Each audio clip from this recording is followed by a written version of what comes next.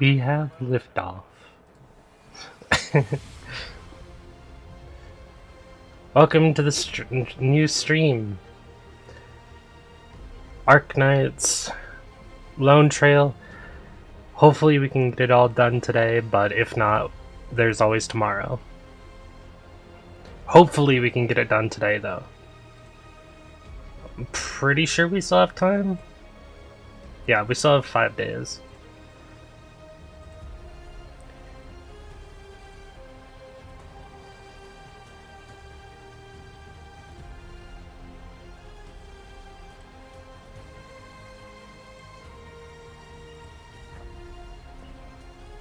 Ah! Fuck. Wrong direction. Nope. Nope. I didn't mean to click this way. Ah! There we go.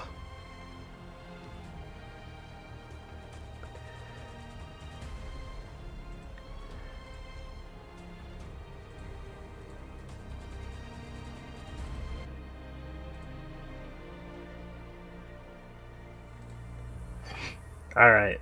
No more stalling, though. We're going straight into it. Like, straight into it.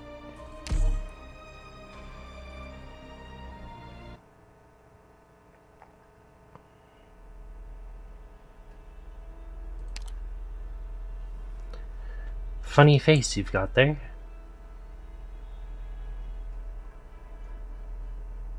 I think it's monster time. Calzac, let the doctor go. You can go seek the thing you want if that really will resolve your misgivings. What? Just like that? We pledge we will not respond in any way to your actions.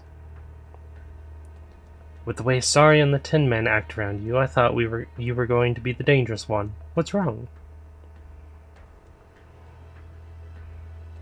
Is that real feebleness? Because you don't carry yourself like someone without the power to resist. Carry yourself. I leave it to your imagination. But you can understand that I'm not going to sacrifice myself for the doctor's safety. So it seems. Well, I've burned my bridges with the Maylander Foundation, so the less enemies the better, really. Kirsten's plans are in motion already. I'd say we're short on free time, too.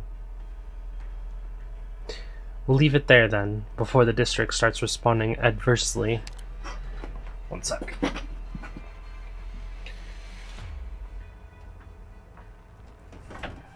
Go.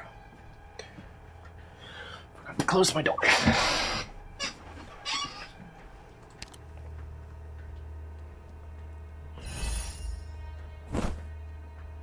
What?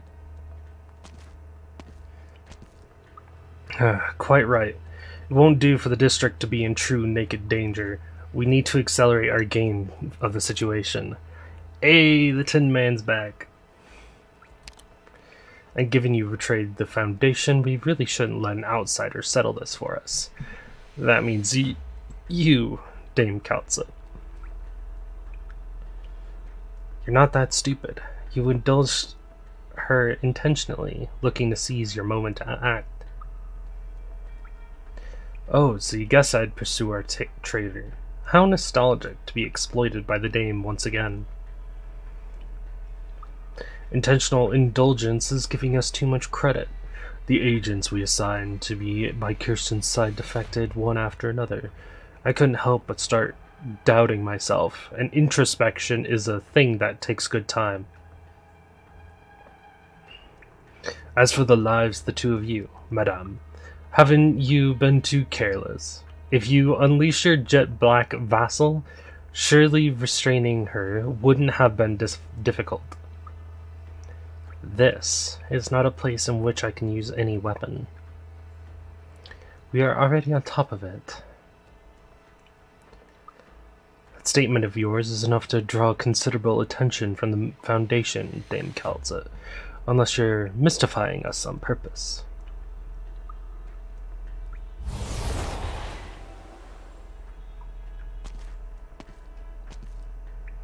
Honestly, what a surprise, Tin Man. How many bodies do you have? Didn't I toss your poor metal skull in the trash at Loken's? Are you letting me go this time? Or is this the deal? I kill you again, and then the Foundation lets me walk free? We'll talk again in a bit, traitor. Yeah. Has my vision gone dark? He did something to my eyes. No, it's something mental. I can't move my lens.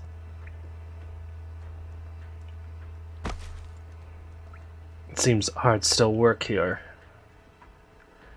Regium arts are not within the scope of the weaponry sensors. Furthermore, even the full powers of a Revenant would be unable to damage their critical components in the slightest. And what about the Originium bomb and the arts unit in my pockets? Too primitive. But these are the state-of-the-art Colombian technology. They could get us buried in the deep of this land with ease. So, anything else you haven't told the Maylander Foundation? Hey, Night Striker, welcome. Are we not able to come together on this? Not even with my being a Colombian or Sarkaz. All throughout, I have only wanted the doctor alone to reach this place. The control of Rhinelab was a mishap in that respect. Me? Regretfully, you don't make the rules here. Beyond my duty to the Foundation, I have a heavy interest in the ancient ancestral home of a land.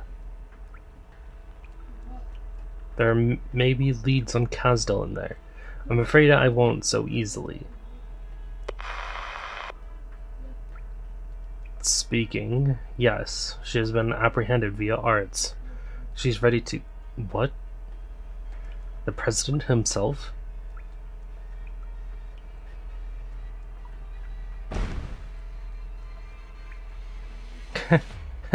Looks like your arts aren't all that secure, my dear employer.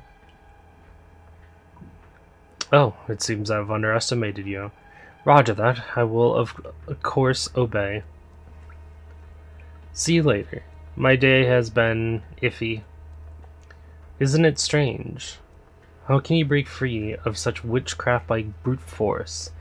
Your average campaign knight a century ago would have been frozen to the spot. That voice just now, it was a sarcasm. Witchcraft? You? What even race are you? I ran my checks. Always race on the mind. You really are pitiful. What puzzles me more, honestly, I mean, look at me, at the way I am. How could you take me for some ordinary person, killed by tossing his head away? Yes, you have a point. So could you put yourself back together if I crushed you? I'll deal with you. You two, go on ahead. The President has given me personal orders to unconditionally assist this Rhodes Island party to these coordinates. How very strange. I wonder when he got such a clear grasp of things. So what of you as a Sarkaz?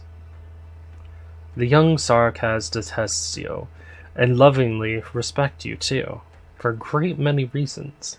But as I see it, your fight for the Sarkaz will go on longer still. And of course it will merely be so. Now, hurry up. When latter comes, I hope you'll be telling me everything you're willing to. I promise that to you. Let's go, Doctor. I'm impressed on how easily you give up on your greed. Doesn't the truth matter to you? Don't you want to follow them down there and take in that ancient ancestral home of yours? Growing attached to your mission target on a mission, and then betraying your country with intent to misappropriate vital technology without scruple? Not educating my subordinates properly is my disgrace. Your damages to my body cannot rouse anger in me, not in the midst of my excessively long time undisturbed. But as your boss and an authority of the Foundation, I suggest you hand yourself in and try to plead a lenient sentence. You old monster, how much have you lost over the course of your life? Does the idea of duty really still do something for you? I once used quite the amount of arts as a means to avert the trauma too long a time would inflict on my soul, but it wasn't entirely effective. If you look purely at results, I'm a very conscientious one. Death will attest to that in my place. No, I'll defeat you. I'll get everything I want. I'll prove that I'm my own self, and if that means I have to kill you, kill everyone in the Foundation, and even be killed by you, then I'll give each and every bit of it my shot. So this is how fighting for yourself makes your blood proud. Why did I ever put restoring my own bones first? How many generations worth of memories have you inherited? 3 centuries? No, maybe 5?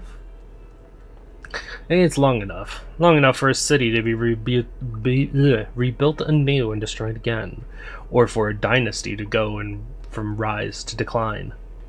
But to me, it is no more than the time needed to rouse myself from a nightmare. Big words for you. No, the reality is, your stretch of distress and your heart-rending family history wouldn't stand up to the tale of a single scratch on my alloy fingers, young beast cub.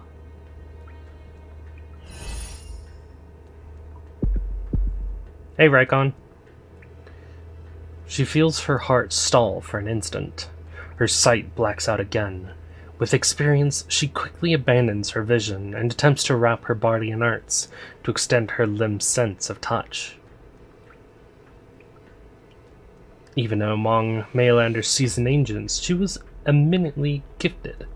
The Kukulkan's memories are not solely a burden. They made her a natural-born, highly veteran warrior. Every part of her body was a lethal weapon. The clarity of her mind has no equal, and her arts would redefine Guile itself. But this time she begins to feel a hint of fear creeping up. A prickling, sinking feeling that starts from her eardrums and bores into her brain.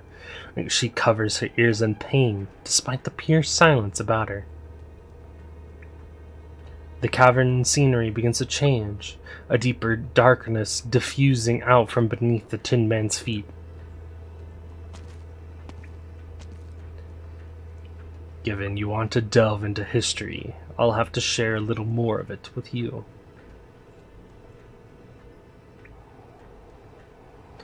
She can feel it, her cheeks abraded by coarse sandstorms. Her shoulders give a faint shudder, as if bearing some colossal mass.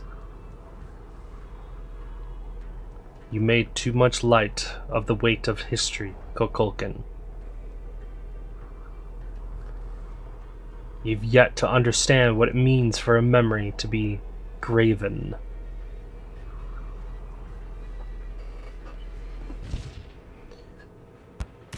Almost 8 p.m. Hammer, altitude 5,000 meters, ascent something. Interrupted. You said you knew how to pilot this thing. Hold on tight. I'm trying the hardest I can, Ferdinand. If I wasn't, we would be dead.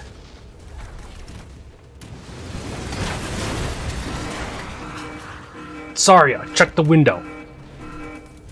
The engine's on fire. Power loss. No huge concern. The thing looks ready to explode. What do you mean, no huge concern? I had no idea you could be so conversational. There's no end to these drones. Ferdinand, get over here. Grip onto this bar. No letting it go. Push it up. See these dials? Wait until they pass this line, then call for me. What are you... Strap in. Don't let your hands leave that thing. I'm opening the hatch and heading out one moment. Opening the hatch? What do you mean, heading out? In midair? Saria, this whole thing's shaking. Damn it, I knew I should have called my lawyer before I got on board. You think you can afford that lawyer without a job? Stay calm. Watch the dials. Period. What the hell are you doing? I think it's on the verge of haywire. There have been lights flashing. Saria, are you done yet?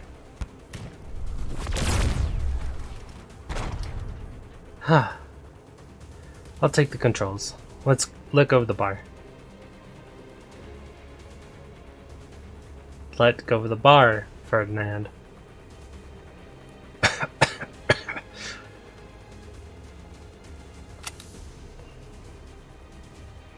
Did the firelight die down? What did you do? Or firefight. Love it. I haven't seen you looking like that for years. The pulse device was reverse engineered from Raytheon tech. I was intending for it to hijack transport drones. I didn't expect its time would come now. Status check. Prepare to dock. Under Saria's control, the cabin doors open up. Fierce gales of wind and ice-cold air pouring straight into the aircraft.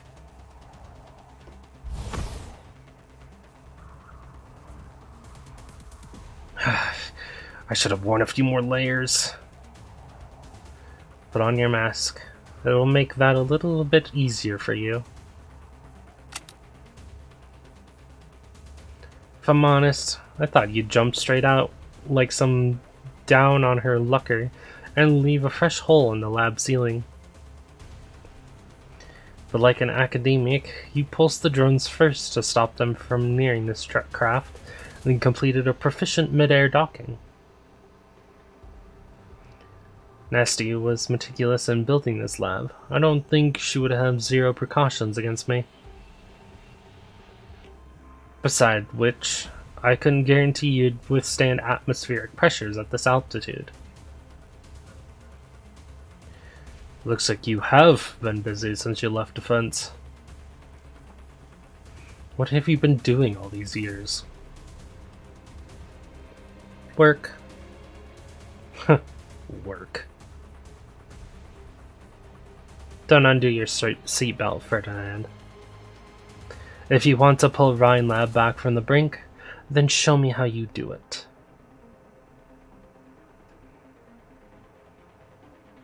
I'm not your section underling, Saria, and you're not Defense's director anymore. Don't talk to me that way. Can you stand? Yes, I'm fine. But you'll have to keep me steady.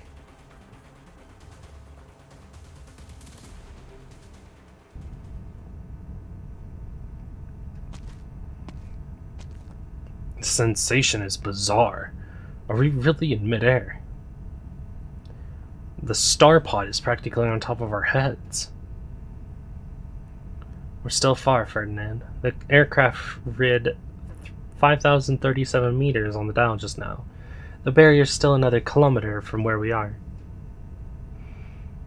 You don't seem moved at all. Suppose so, learning to pilot in your college days. The army still thinks this is some kind of super weapon. This equipment, these monitor devices and readouts. Nasty built this to be the best lab in all of Tri-Mounts. Or perhaps this was just the first step of some grand experiment. The devil. Just how much did she hide from me? I never thought her participation went that deep. Hold on, Saria. I see a military transporter. They got here faster than we anticipated. They must be nearby. I assume they'll finish boarding before long. We need to hurry before they take over this place fully. Saria? The man twists his head around and finds the ex-director of the defense has already headed deep down the toroidal corridor. Alright. Once I get back, I'm having a nice long talk with Yara. Preferably to double my stock options.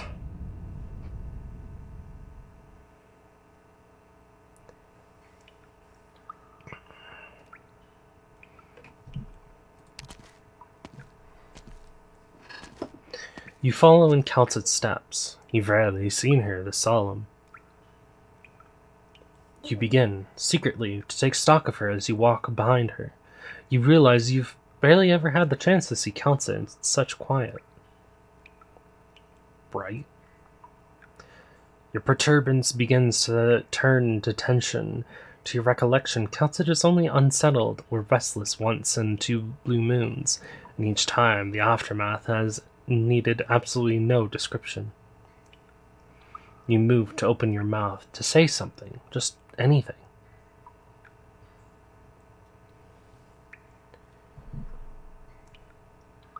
I'm worried about her rather than Monster, I'll be honest. Though this one is a very curious question, I'm worried about her. Doctor, perhaps I have slightly lost my composure, but it is for other reasons. I can be sure that it's not that dangerous ahead of us. You can relax. That said, you've asked me a great many questions in the past, which I've never answered for you straight. Today, you may as well finally have your answers. Ooh. How interesting. Oh my god. Holy crap. Are all these sarcophagi? It was as early as Saria's first contact with me, on the mention of Kirsten, that I had envisaged her going to any lengths to accomplish this.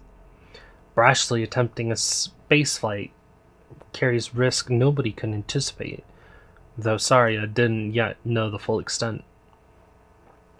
Not until the events of Tri-Mounts, until operators' collapses and silence were drawn into a seemingly unrelated incident. Yet, no matter when, even when I surmised that she was trying to re-challenge the skies, I admit I had no anticipation the situation would be what it is today. With how things have unfolded, with our personally witnessing the shaft's scope and scale, Hammer's ascent, and the research Loken is now attempting.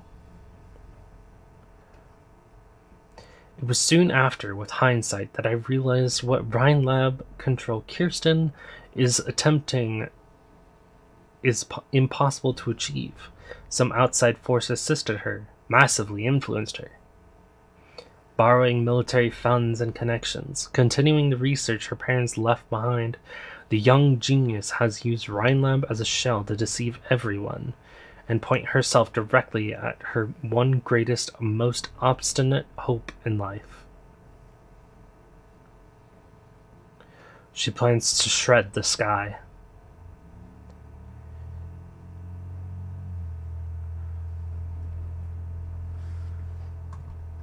Then what? She's doing it solely to witness the truth of it, to make all mankind witness the truth of it. And what happens after? A brand new perspective, a flourishing science, the moment when the sky comes possibility itself, and even the very upheaval of how war is fought. People could reach other cities in a tenth the time. Air vehicles, once a valuable rarity, could be typical transport means overnight. But Kirsten has chosen to leave all of this to the coming generations.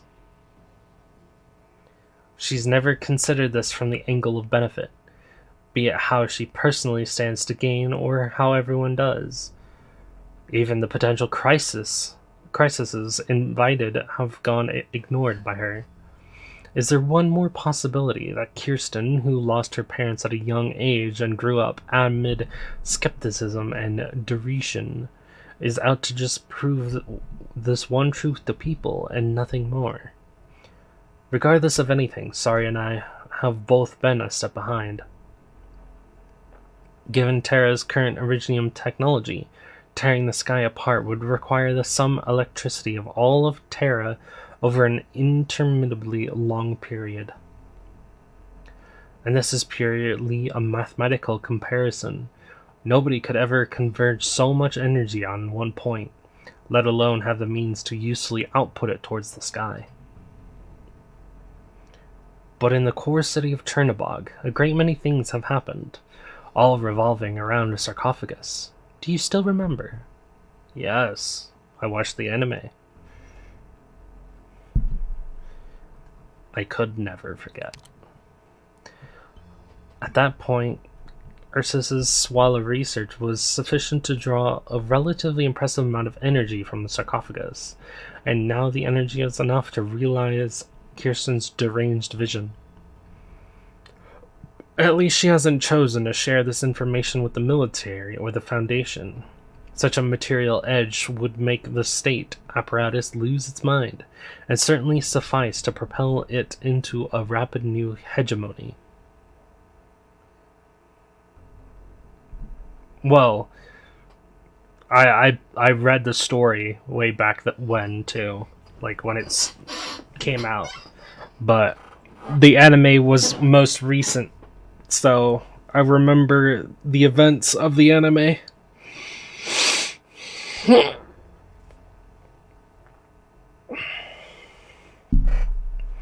How did Kirsten manage to find this?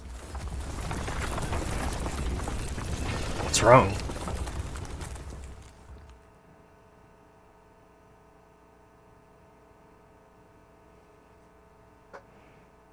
Doctor, remember what I said. If you can, for the next while, call to mind your past with Rhodes Island. Do not be rattled.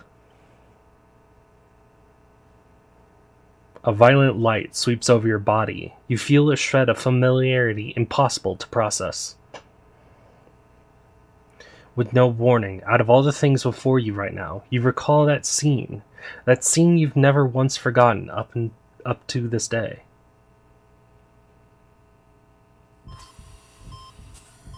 Sarcophagus, a cold, frigid light. Amia grips your hand. You remember nothing. You're drawn into the maelstrom of Chernobog. It is the start of everything. So much time has passed, but some sentient even longer lived than that fills the dense haze of your memories. It stirs in grief and reminiscence and discomfort. It is a part of you, yet you reject it with all you can. You strive to settle down your psyche, faced with this quiet noise and dazzling darkness, the indescribable yet infinitesimally brief torment. Your vision returns.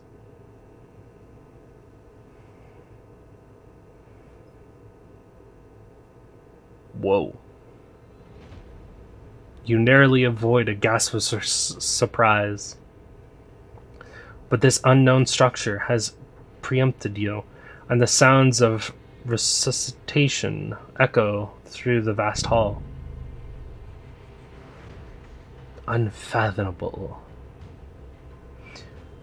That after such lengths of time I would lay eyes again on a colleague and an attendant. truly far too unfathomable. Why can I understand your language? Also, this is crazy to look at. It really looks like an eyeball, but I don't think it is. Who are you?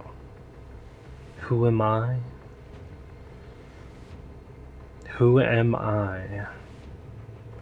Why would you use Terran language? Are you not aware of my existence?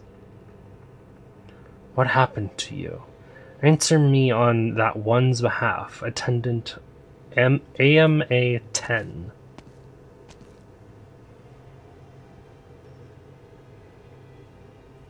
Huh? What? Huh? I'm so confused now.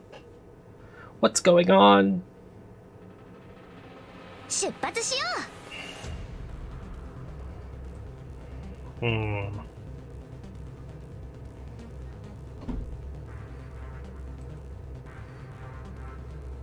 I'm listening.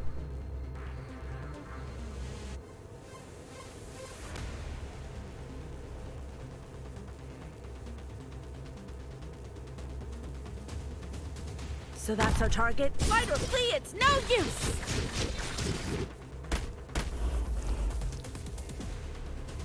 Finally, am I up?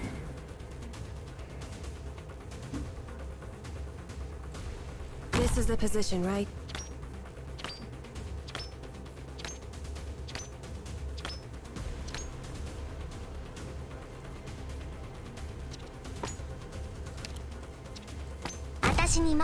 I know what it is I want.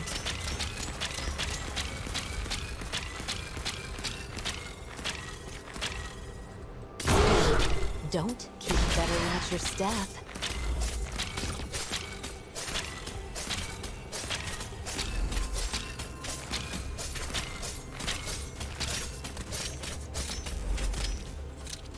Engaging.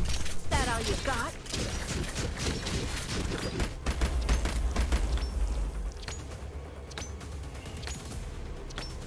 Simple and clear. Standing by.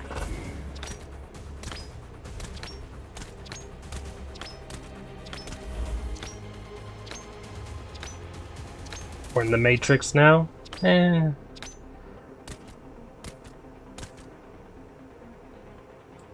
Pass on your last words? No.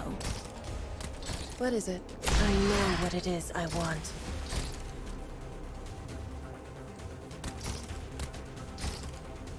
The actors are all puppets of the script.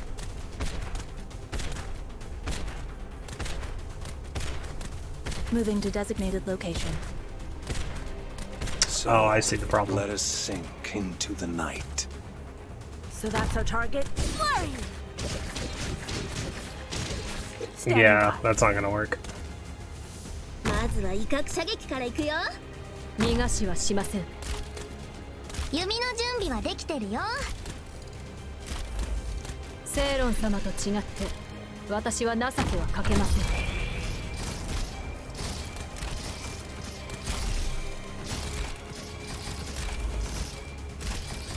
はい。I know what to do. Nothing can mask the scent of despair. Engaging. Fight or flee, it's no use! Oh. Finally, am I up? 視界良好。 So this thing pushes it back. Moving to designated location.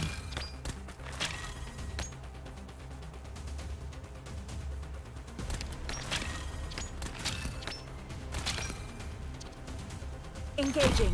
Flurry!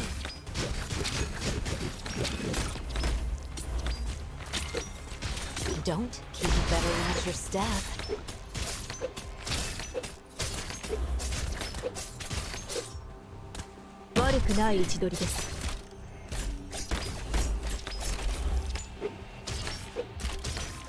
I'm listening.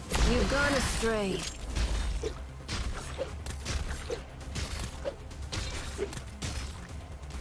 格好の的です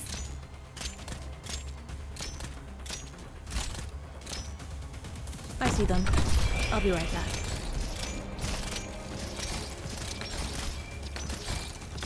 見えていますよ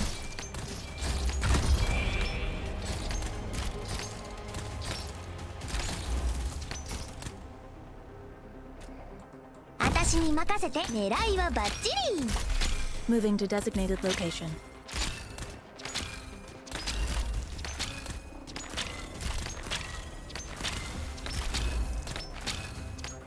格好の的です What is it? I obey my own heart.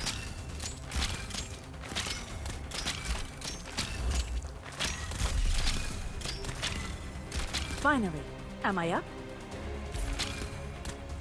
The guilty will be punished. Don't keep better watch your step. He's the last two.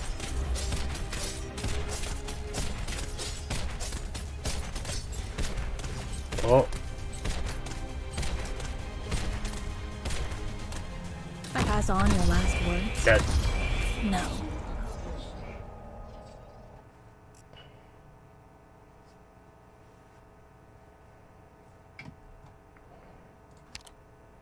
Give me more info. I order you to answer me, attendant.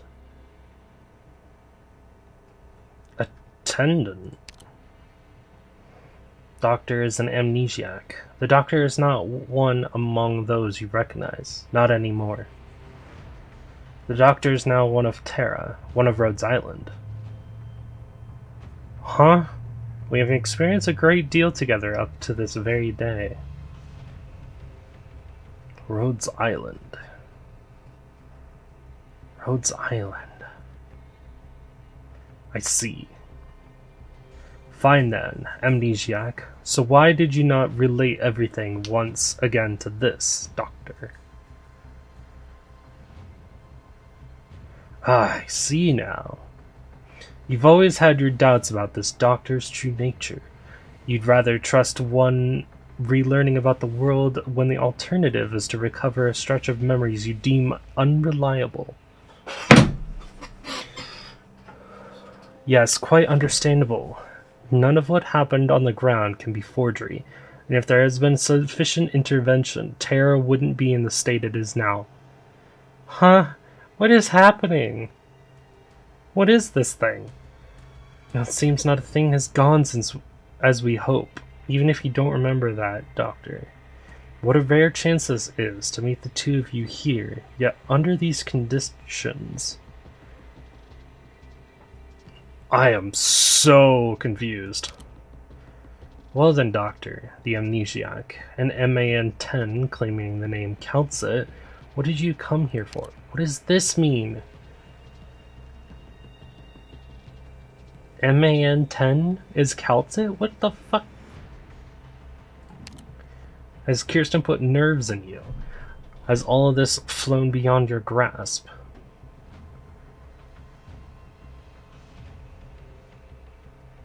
Level discussions start with self-introductions.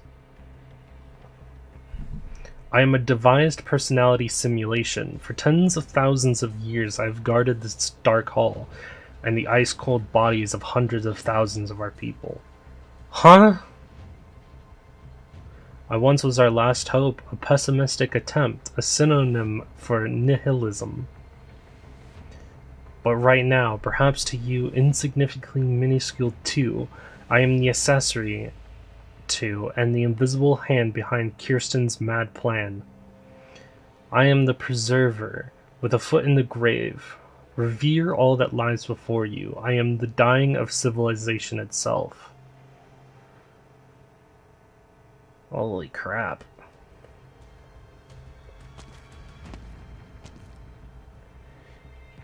Position correct. Transmitter response extremely strong.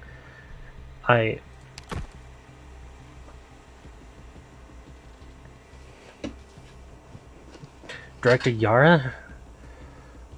So we are part of an ancient civilization that's been around for super fucking long time.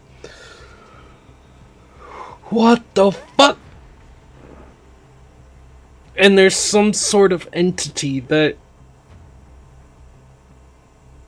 is just watching over our frozen bodies. In what, counts it as one of them? That would make sense. But what is... this is so confusing. I'm so interested, though.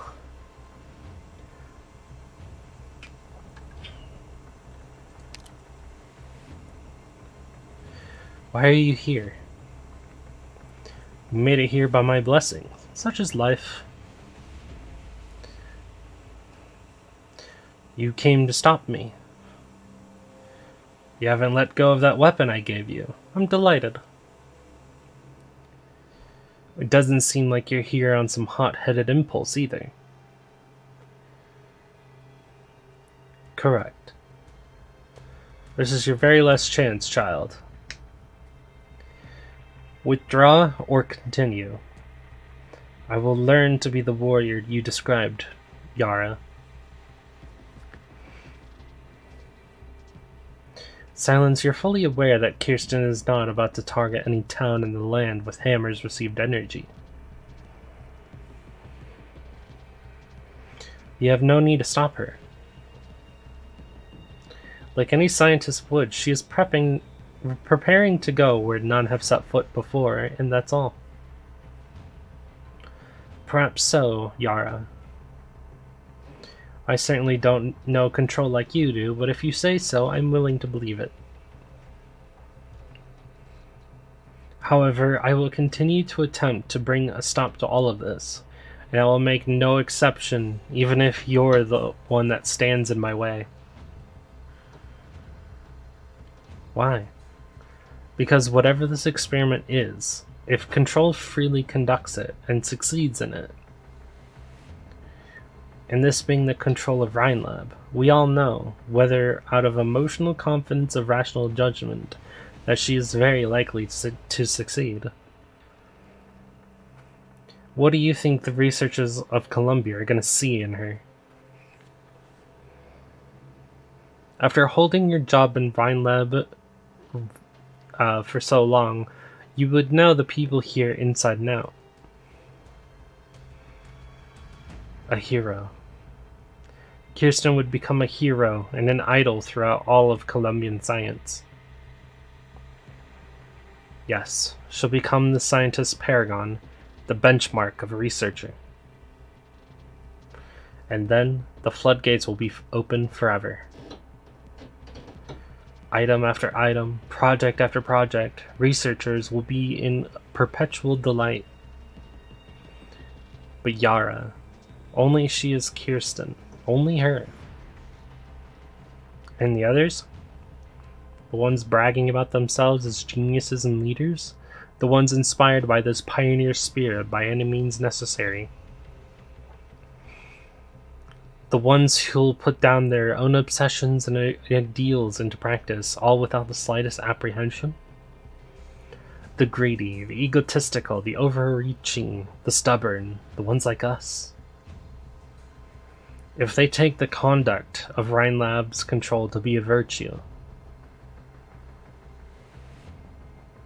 then that is a future I am sure you can imagine the shape of. Perhaps we don't need to imagine. With the research you yourself conducted on Rhinelab, you've never been in the dark. I know very well, Silence. I know very well how much of that kind of thing has happened and is happening inside Tri-Mountains. No, within the borders of Columbia. There have been plenty of insane and alluring projects placed before me, their owners starry-eyed, their smiles sincere. They wholeheartedly believe they serve pure science. They're the pioneers of the wilds that we know. While all you and your colleagues have to do is evaluate whether inside their experimental plans their grand blueprints, and there lies even the off chance it might incur the slightest cost or waste. Costs. Sometimes it's in the form of a fertile field, and sometimes it's some number of terminal patients or death row inmates. Sometimes it's a village or town, and sometimes it's some specific race or even nation. And as I see it sometimes, it's their own selves too. Are you scared of that, Yara? Or do the possibilities for science, forward, progress excite you even to no end? Yara, never upon this earth has there ever existed a specimen of pure science in a glass bell.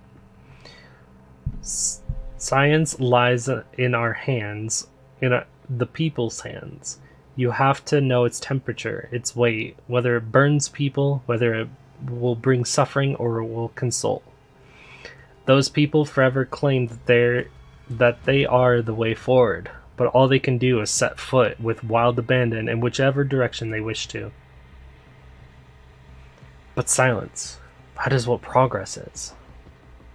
Nobody knows where the path lies. This is the walk they must take.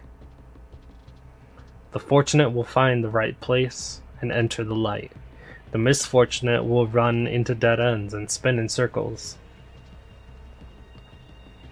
But there's no way you can make them stop. You're a researcher yourself. You know what's most unstoppable of all. It is craving. Matter can't bind it. Morality can't. The rules can't bind it all the same. Across this land, all throughout history, before Kirsten, there were those greedy, egotistical, overreaching, stubborn people you speak of. And when did they ever stop? And so from now on, they must stop. At the very least, they must stop before stooping to see what sits beneath their feet. Yara, I feel scientists' fuel should not derive from cravings and ideals, nor should it come from calculations and choices. Science is a clear, incisive look at every one of us.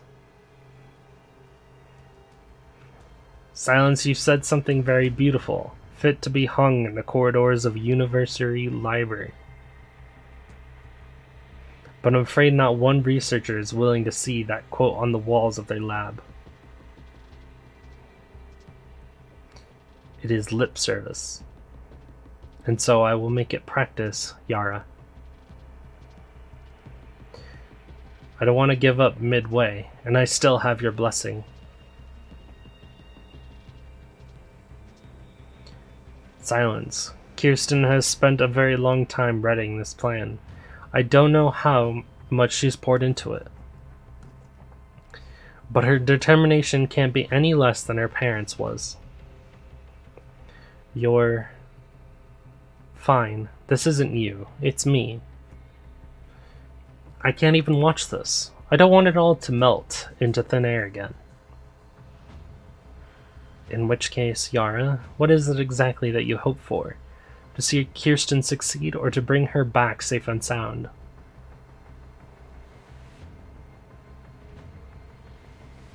I know a researcher who goes by Ruby. Her greatest wish is to clock out on time and retire without hassle. I just ran across a soldier. I imagine his only wish right now is to get out of this out-of-control shaft without incident, and then flee the clutches of Trimonts and its scientific loons together with his family.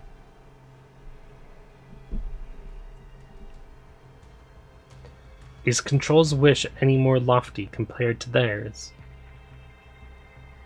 Because the thing she wants makes sufficient progress?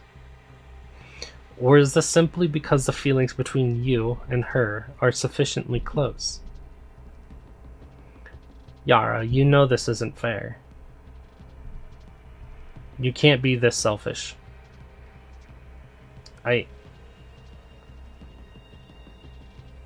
I am this selfish. I can't use morality and justice to fool myself in order to let you pass. We must concede what emotions weigh. Kirsten has this dream. I can't just stand here and fold my arms. Silence, you would understand this, wouldn't you? But if we can stop control, she could very well still... She won't. She won't, child. I know full well when she set this project into motion, she never planned to return. Since long ago even, since we first met, there has been no taking back any of this. Silence, it makes me very happy that you could stand in my way here. I can even say that I support your viewpoint. But as Kirsten's family, I still won't let you through. Go on and show me. Are you really prepared to bear every word you've said? What you face from here on is more than a single Parvis or a lone Kirsten. What you face is every person that attempts to forge forward.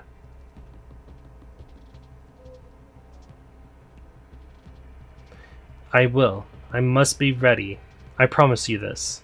A scientist must press forth, and is bound to press forth. Perhaps some, like Control, will be more proficient as the forward portion.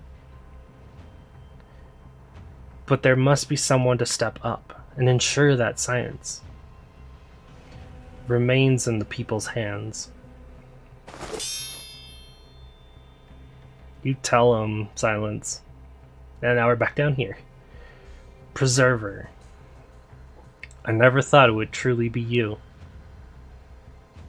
But if it is, then how can you be aiding in a little animal's mad schemes? Or witnessing a young civilization take its first steps beyond the cradle? You came too late, Doctor. My wait has lost all meaning.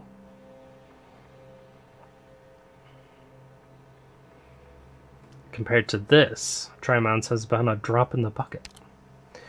It's you helping Kirsten. She used some means to get in contact with you. Terra's history, civilizations, languages, races, technological attainments. I have come to know it all through Columbia's networks. Hilariously, modern surface information transmission isn't even able to cover the globe, but your methods of mutually assured destruction happen to have evolved with some competent efficiency. Terra's methods are too primal and reliant on originium, and with some such conversion rates, realizing Kirsten's attempt, the energy resource required would be outlandish. It's near to impossible that Terra could have the technology to solve this enigma, save for... Correct. I gave her the last of my blood. May as well supply a new heart than watch over a dying light, perhaps. You actually, honestly... One sec. Why do you not regret it? All your efforts over an immense amount of time, all gone to waste. I need to go to the restroom. I'll be right back. I'm also going to grab a drink of water.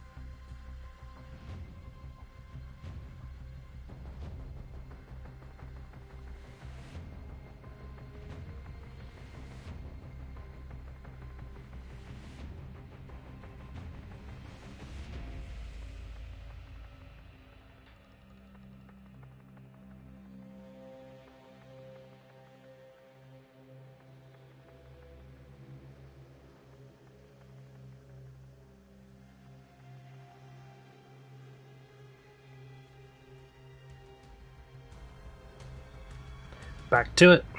I'm back.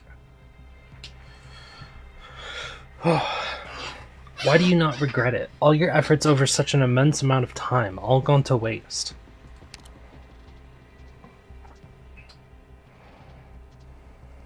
Yes, gone to waste. I shut the project down personally. The orders were input by myself. It's a decision I cannot, under any circumstances, regret. It'll be soon now. Very soon.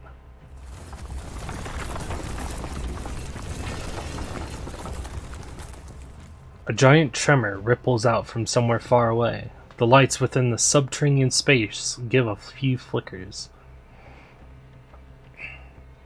This being, calling itself the Preserver, falls silent for a while, then seems to let out a deep breath.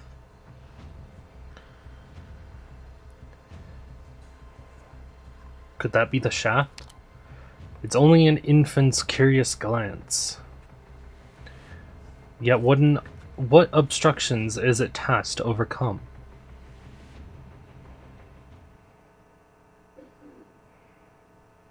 Eight 11 p.m. shaft energy accumulation slowed? Abnormal.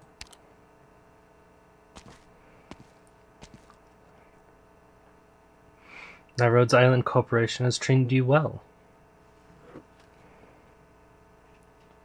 Can you still lift your arms? I'm fine. What about yours? Relax. I buy my health insurance. Are we going to keep doing this? If you're still going to block my way, yes. Alright, let's keep at it. Wait, something's not right. The temperature. Even if the shaft's preparing to fire, the temperature here should have risen this high. Hey, there's the music. The army has cut off practically every power source in an effort to stop it charging. Control wishes. Including every security alarm and control system? Those morons. Quick, we have to get out of here. There are still some troops stationed up above, Yara. I'm counting on you to get them away. Where are you headed? Power to the control systems has been cut. Why does Control still have remote operation of this place? Transmitter response is still strengthening. I still have a chance. Silence!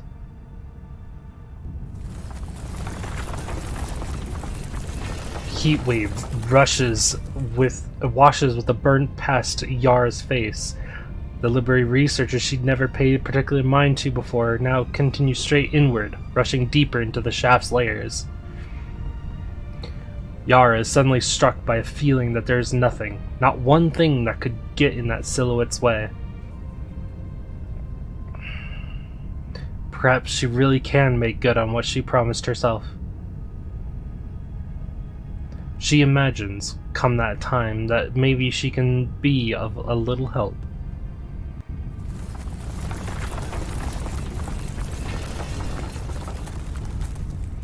Looks like prep work on the emitter has wrapped up. Shaking! Science is a clear, incisive look at every one of us. I'm no scientist. Kirsten, you'll fly for outer space just like you've been dreaming of. I'm sure of it.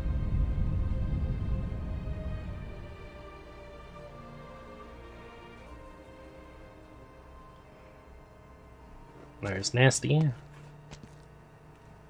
And Junior. Nasty, couldn't you choose someplace with a better view? And what point can you finally stop ragging on me? When I went to observe in Lithuanian, I once saw a local fireworks show. They invited the best composers just to write for the occasion. As the first firework went off, all the musicians started playing in unison. That, my, was a scene of beauty.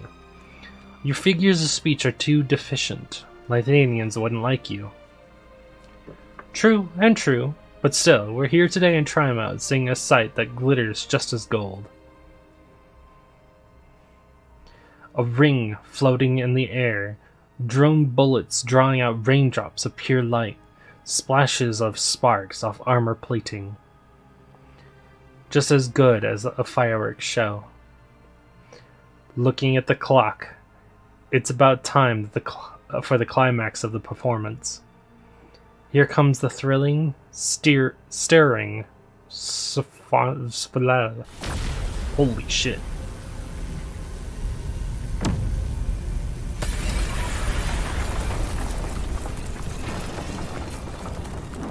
Whoa. It's prettier than I imagined. Rhinelab ought to be charging all the city ciders enjoying the show. It's a success. Hammer's materials and structure have withstood the shock from the energy beam for the time being. Next comes the charging and focus phase. As long as we can collect the readings from such high pressure conditions. I'm afraid at this point, the army and Maylander guys grab their last chance to stop it from fully focusing. Aren't you worried about control? Like she ever needed us to worry. We're going the same way, and that's all we are. We can only play our own parts well, and then pray she's lucky. If one day Kazdel 2 hangs from the firmament, then I'll engrave your name into my stoves. That's one hell of a laser. Jesus.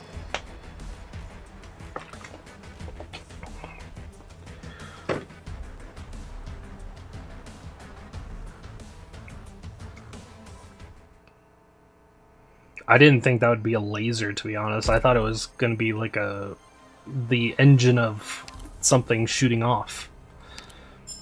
I was wrong.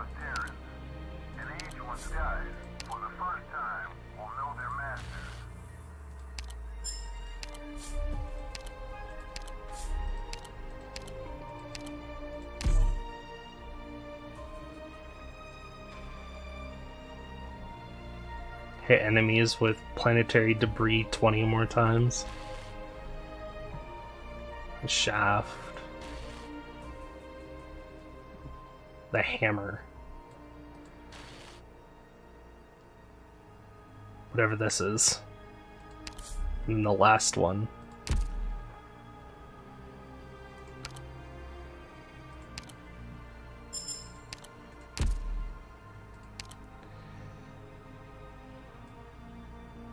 I have to be careful which ones I look at, I think.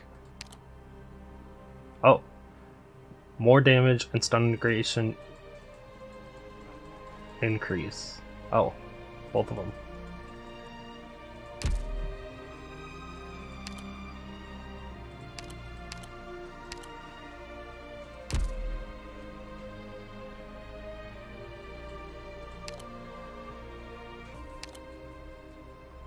Shaft. Part of the Horizon Arc project, commonly known as Shaft, it gathers energy and sends it upwards to Hammer. It can store enough energy to power multiple nomadic cities simultaneously for quite a time. Whew. Damn.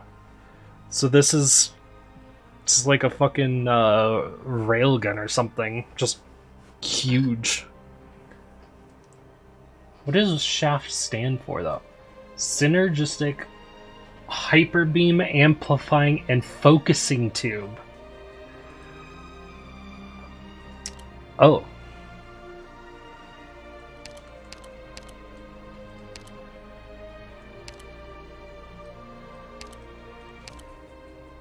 Yeah.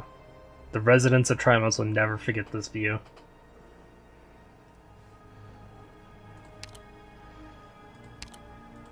Three, 2, 1. We have liftoff.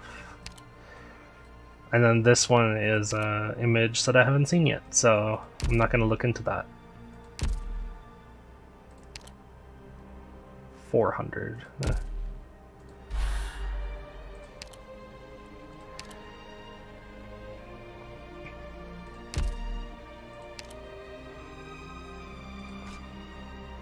So I need to get a bunch of kills.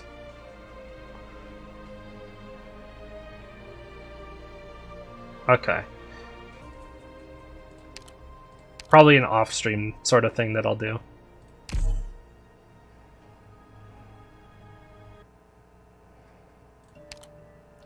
Once upon the land, there were no meaning in looking up.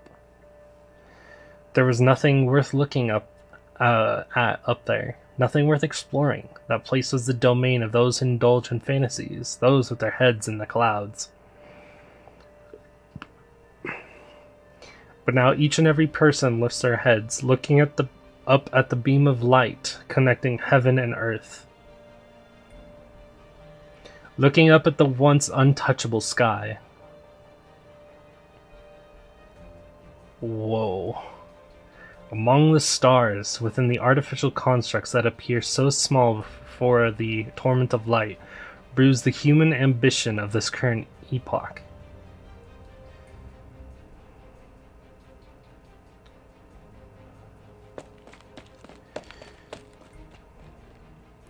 Kirsten. Sure enough, you set this plan into motion a long time ago. Everything you did for the DoD was a fancy show. Huh. What's the principle behind all this? The efficiency and stability of this high-energy confinement field. I've never heard of anything like that before.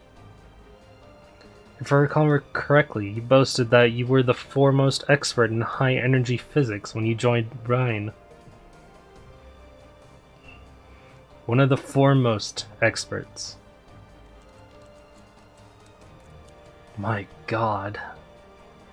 You should thank your lucky stars, Sarya, that there's nobody like Kirsten in your field. It's just not fair, and yet she doesn't even bother to publish these results. The hammer is currently charging. According to the military's Horizon Arc project, once the charging phase is complete, all of this energy will be focused and undergo excitation a second time to deliver powerful wide area strikes. Sure, how much longer will it take? Kirsten turned the project dossiers onto scrap paper. All I can say is, it won't be long now.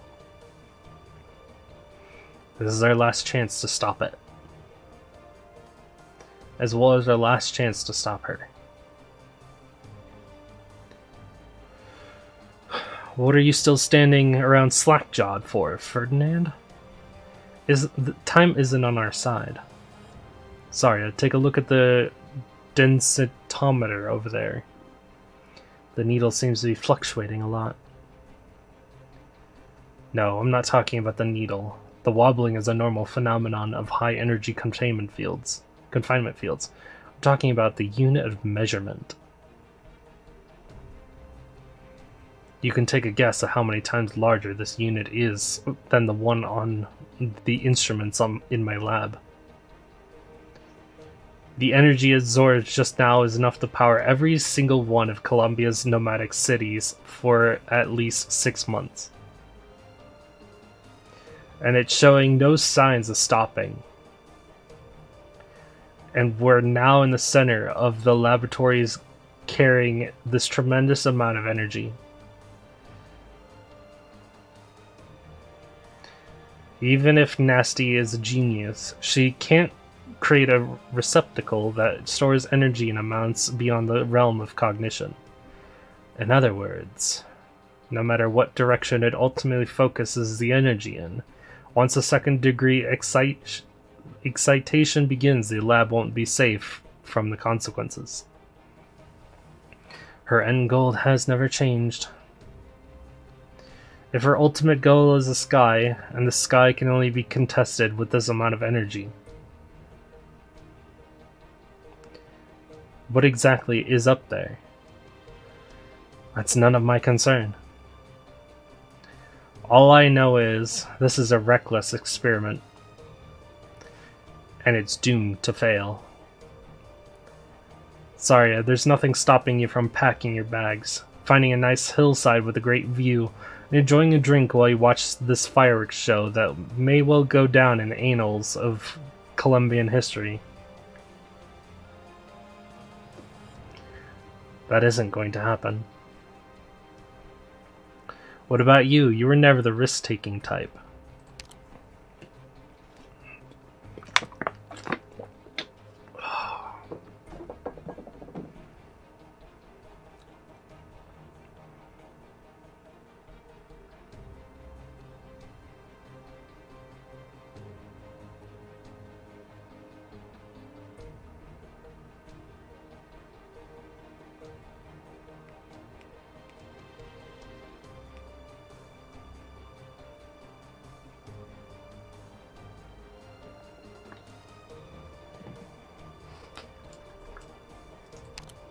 Me?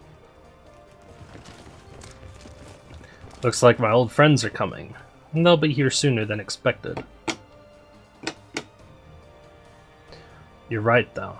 I'm not taking any chances. The technical manual has the location of it, the escape pod, and I know where it is. I'm not particularly interested in seeing the one who fired me, and it's not like you need my help. An opportunity to document high-energy physics phenomena of this magnitude is rare, and I don't intend to pass it up. Maybe you'll see a new paper from me in the journals next quarter. I promise, it'll be era-defining. Unlike Kirsten, I don't tie all my intellect to my personal grievances. The fact that she's consigning all this knowledge to the grave, knowledge that can transform Terra's entire academic landscape, that's something I can't abide. Do what you need to do, Saria. We don't have much time. Stay safe.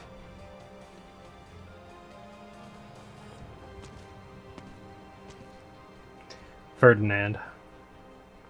It's been a while, Colonel. I'm not surprised you survived, but if I were in your shoes, I'd pretend to be dead. Get the hell out of Dodge. Go to Victoria, Lithuanian. With your skills, you can always pick up a teaching job. I didn't expect to hear those words coming from you. Let me say this one more time, Ferdinand. It's over. I've already spoken with the Vice President. The DoD's defeat is absolute. As for whether or not this whole situation can be salvaged, or who controls my fate, I actually don't care that much anymore.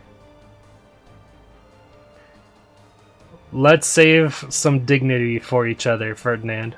Get out of here, and I'll save a crossbow bolt for myself. Huh? What was that? Sorry, my mind wandered for a second there.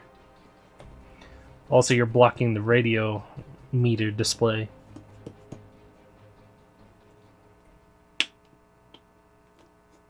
This shaft here runs a lot deeper than I expected.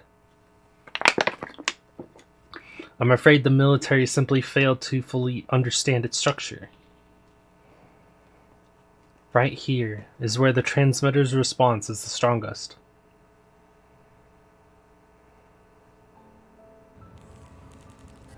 Ooh. Surveillance room? You. What are you doing here, Silence? Professor Parvus.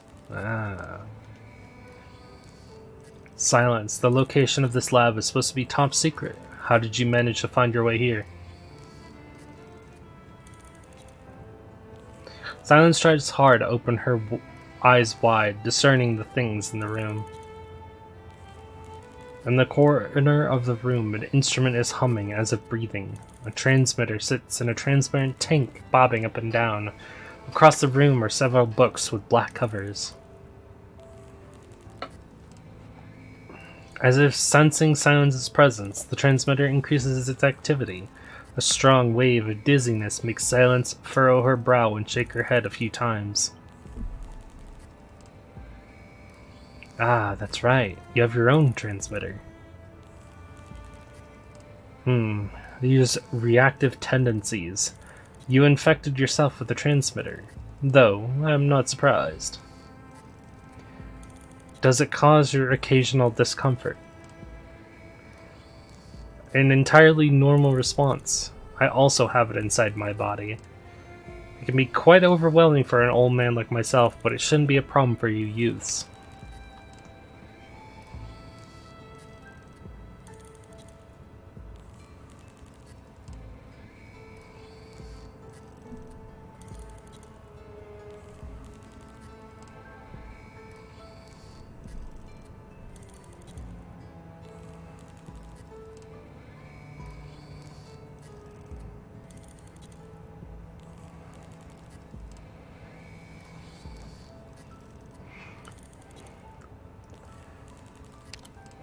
Still, this is the only way to better control the reaction process. Don't worry, once this experiment is over, the long-distance intertwining property of this batch of transmitter will be lost, and they won't affect the long-term health of the infected. What experiment? You're conducting an experiment here. Silence, did you hurt your hand? Does it get in the way of your work? I'm fine. Then I won't ask any more questions. Now is the most critical moment. That you've found your way here might just be the help I've needed. I was just complaining how much easier the data processing would be if you were here. Lately, Actually, never mind. Tell me, what kind of experiment are you running? There has only ever been one area of research I've fully dedicated my energy to. Chimerism. Oh, precisely. This is the last question to be answered in chimera research. But this is... What are all these documents? The text on them seems... quite evil, right?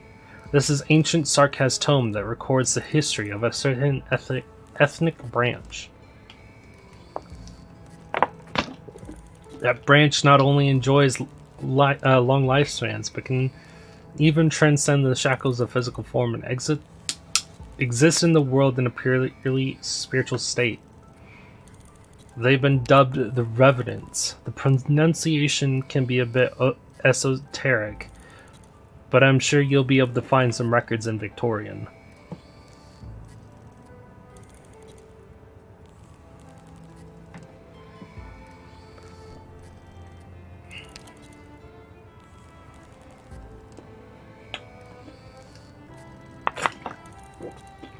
Science, have you ever considered what chimerism does at the level of the soul? A soul chimera? These revenants, so-called soul, in ancient arts and witchcraft, can they produce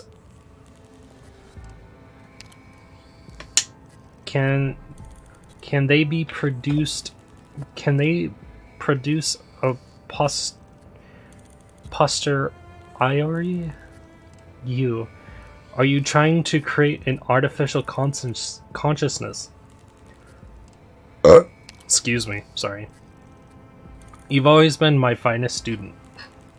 This is something I've been working on for decades, to little avail. That is, until Ferdinand told me that he and Dorothy had jointly produced this particular transmitter. You can't begin to imagine how excited I was, Silence. I was absolutely sure that the properties of the transmitter were sufficient to form the soil from which artificial consciousness could be born. However, in this land, disturbances will always exist no matter how sophisticated the lab is. These disturbances have plagued me for the longest time.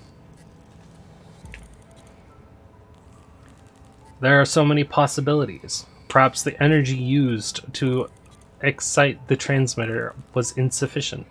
Perhaps the laboratory was not sealed off enough. Perhaps Urgenium interferes with the generation aggregation of consciousness. But none of that matters anymore. All mysteries will finally be unraveled today. This will be my final research project. The most optimal research environment is about to take shape. Parvis, you are responsible for using transmitter to solve ARC-01's accuracy control problem. This is the new transmitter core. Kirsten wanted to do something she saw as taking a risk. She thought her work to be meaningful. I hate to be a critic of my peers' efforts, but let's be honest. We researchers have been cowards for far too long. Mediocrity, boredom, risk aversion, indecisiveness silence those of us with the knowledge and ability have to do more than just explore or progress. We carry science upon our shoulders, are commanded by it, are driven by it. It requires us to take on responsibilities that only a strong soul can endure. Usher in a new era. Usher in a new era? Silence, you deserve to be here with me to witness this crowning achievement. Soon, very soon now, the dark ages of mediocrity will come to an end, and the pantheon of science must return. You're shaking all over. I've rarely seen you like this. Is that so? Perhaps the transmitter's reactions is getting a bit too intense. Maybe I really am getting too old. I'm sure you can relate with me, Silence. Yes, I can. I can see you've really been looking forward to this moment. Of course. Then there's one thing I have to make clear. I will destroy this transmitter core. What? I mean, I'm putting a stop to everything that's happening here. Whether it's Control's plan or just your personal ambitions, all of this has to be re-examined. That's what I'm here for. That girl shook your allegiance to science, but I've always believed that you had makings of a researcher. And as such, I've never really blamed you. But this time, whether or not this is some ridiculous joke, I'm not going to stand for it. I'll have you apologize to me, Silence. I won't take back a single word I said, Professor. I don't think I've done anything wrong, be it back then or now. What you people are really after is wanton power. Wanton power. That's absurd. You couldn't be more wrong, Silence. That's right. Say what you will about me craving power, because I know what kind of research is important, and what kind of research can shape the future.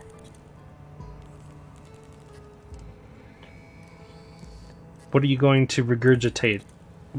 Are you going to regurgitate that old platitude about science belonging to the masses? No. Let me tell you, Silence, that science belongs to the Übermenschen, the Supermen. The mediocre can go elect their politicians and kiss the feet of their betters, but only science is above their meddling. What about you then? Are you part of the Übermenschen you aspire to? That ship has already sailed for me. But if the consciousness I create is rational enough, grand enough, then it can. It can't, Professor. If you don't even have faith in humanity, what makes you think this nascent consciousness of can supersede everything? You don't understand. You've poured your heart and soul into the field of chimeric research, attempting time after time to craft powerful creations through bioengineering. Is that all because you can't run from your own weakness? Me? Silence. I won't allow you to throw baseless speculation around like that. This is my last hope to break free from mediocrity.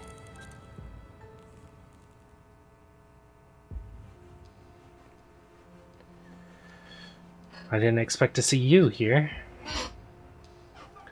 My former colleagues. That's right, Saria. Former. We are now employees of Components Control Section. Components Control. You aren't allowed past this point. You're doing a better job than last time. I appreciate the sentiment. You all know that what Kirsten is trying to do. All this accomplishes is... I don't know and I don't particularly care. You know my ID number from Ryan, Saria. 11. That was before Yara came. Kirsten and I interviewed you, James. Back then I had offers from other companies, including Volvort Koczynski and Breach Umbrella. But I didn't give them a second thought. Because I always believed in you. You and Kirsten. I believed you two were different from the rest of them. That was just your ego speaking, James. This whole place is about to crash. I'd recommend you hurry up and grab an escape pod. I'll wait here until the moment we crash. But before that, I want to see something spectacular. Saria? Nasty described it to us. She notices the entire corridor shifting. Is that...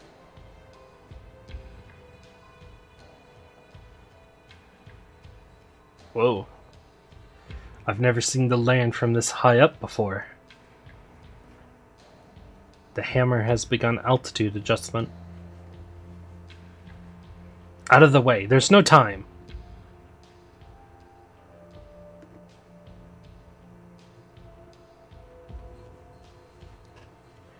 Damn it, what's going on? This blasted thing's spinning?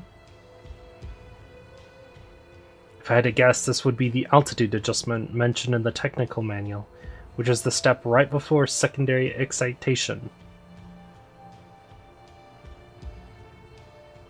Sir, do you need my help? Why are these doors in the corridor shut? Where's Ferdinand? He slipped away just now. Go after him!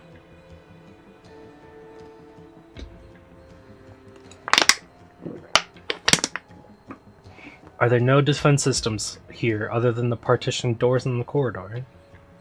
If I had any say in it, this place would be stuffed full of power armor. Freeze, Ferdinand. Got you. I need you to leave me alone, Colonel. Every minute here is precious. And dealing with you would waste all my energy. I thought we were peas in a pod, Ferdinand. Sober rationalist who would weigh the pros and cons before making a decision. Looks like I had the wrong read on you. Come with us. The beam excitation reading is 1.22. Constant should be introduced here to renormalize the entire formula. What the hell are you talking about? I'm laughing at you, Blake.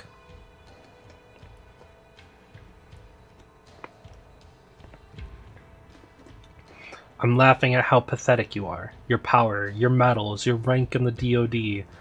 You never lost sight of those. But now we're standing at an altitude that few have ever touched, surrounded on all sides by scientific miracles. Just by reaching our hands out, we're on the cusp of plucking new formula from these instruments. Take a good look. Here, all the honors and accolades you clung to are so small, so insignificant. And what about your Rhine lab, Ferdinand? Haven't you been fixated on that? Let me make a correction.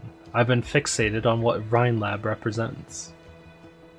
Rhine lab is my toolbox, my ladder, my arm, but it is not my purpose.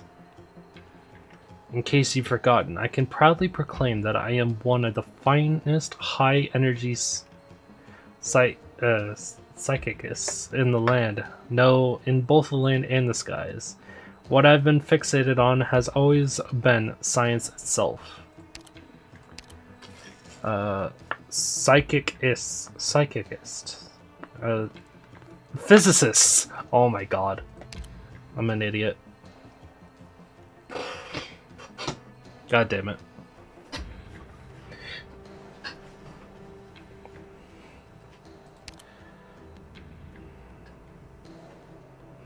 Kirsten.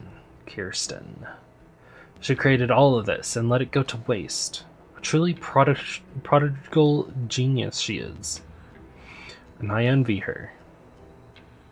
But I also have to admit, it's been an incredible ride. And so, each and every second of time is insanely valuable, and I can't afford to waste a moment on you.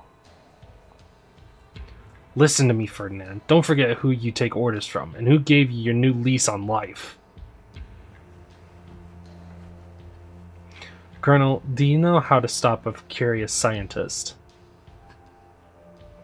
You either satisfy him, or you kill him. Alright. Get it over with. Don't waste time. One last thing I'd like to remind you of, soldiers. The hammer will crash after reactivation, taking all of us with it. All this data might mean nothing to you, but your lives, I trust, are very important. If you want to know where the escape pods are, you shouldn't be in such a hurry. As for you, Blake, I'd save an extra bolt, either for yourself or the one you answer to. Doesn't matter to me. Just don't break my instruments.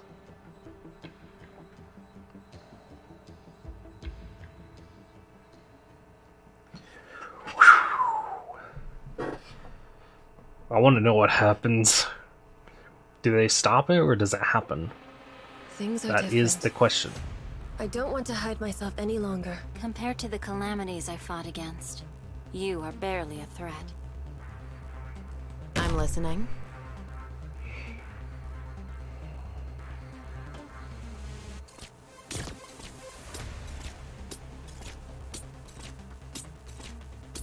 Don't. I will sink your corpse into shadow. No one will find it.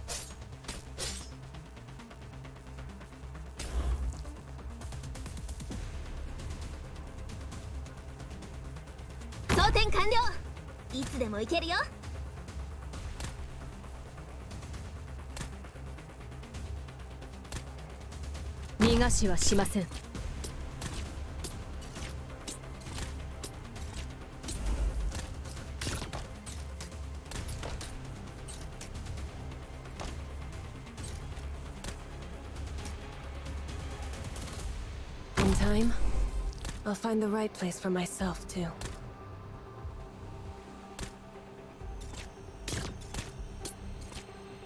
I'm listening. I'm aware of what I'm doing. I know what to do. Don't order me around.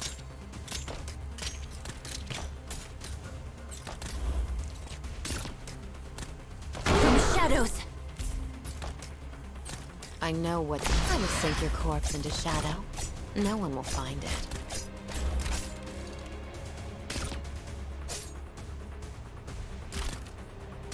Engaging. That all you got?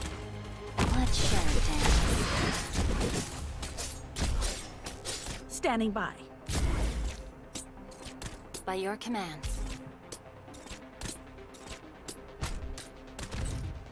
To pass on your last words? No. Moving to designated location.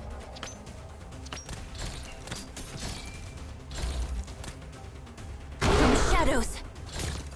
Simple and clear. Moving to designated location. I know what to do. Don't order me around.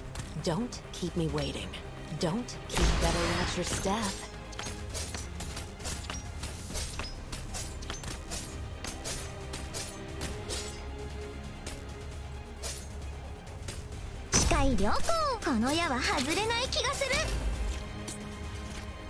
Got a problem that needs solving?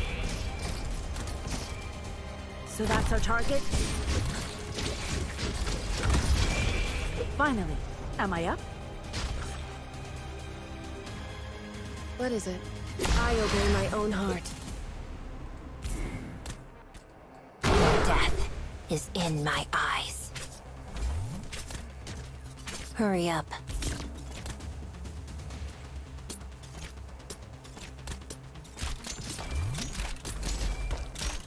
I know what to do. Need speed to succeed.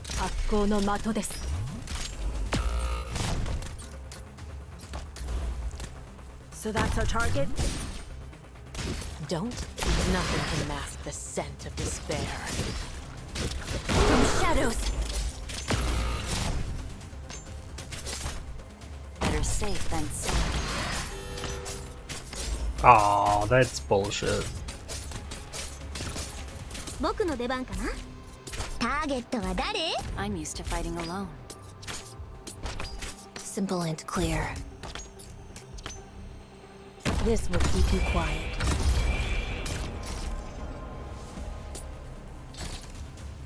Hear my voice. Hear my song.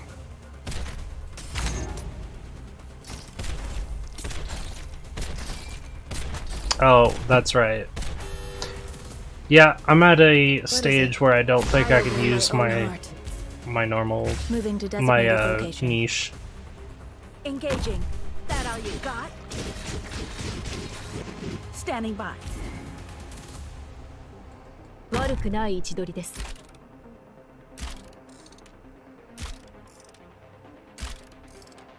見えていますよ。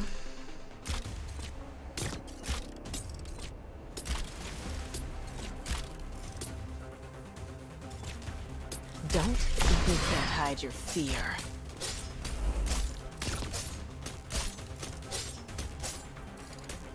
So that's our target? Fight or flee, it's no use! Standing by. I see them. I'll be right back.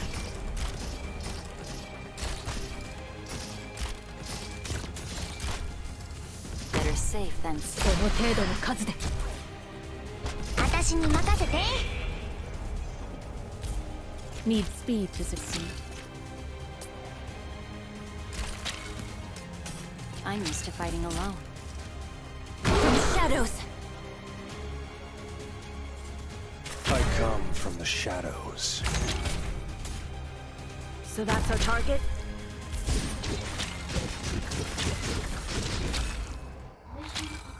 Barely managed that. I'll have to do that with an actual team.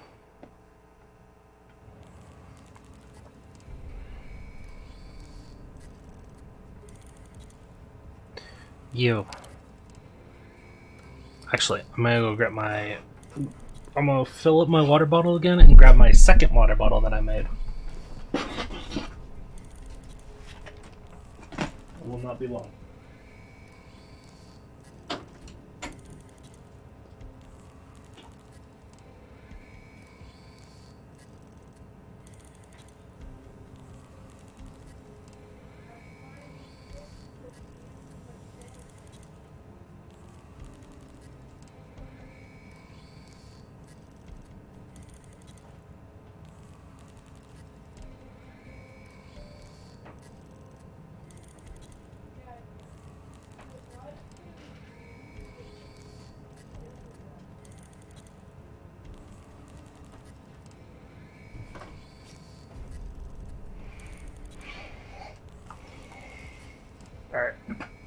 We are back.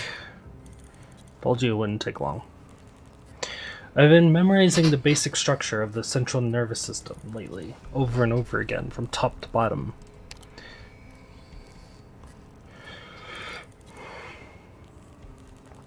Isn't that one of the assignments they give you in an intro biology course?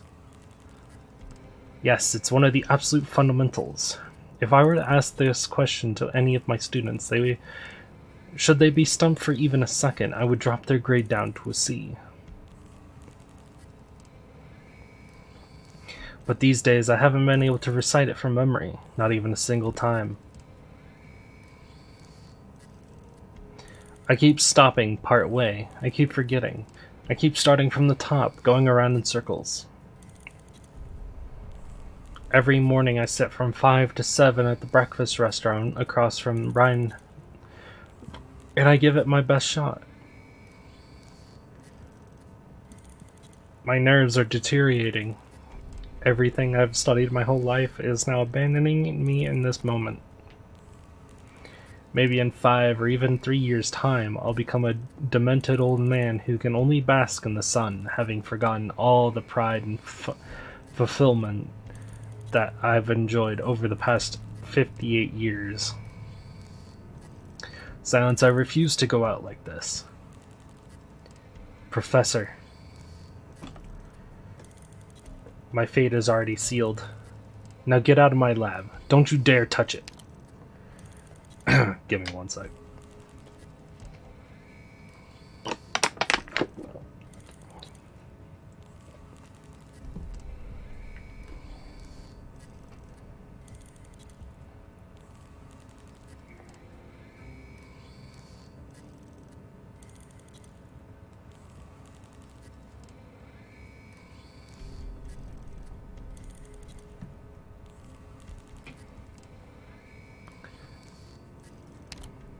Now,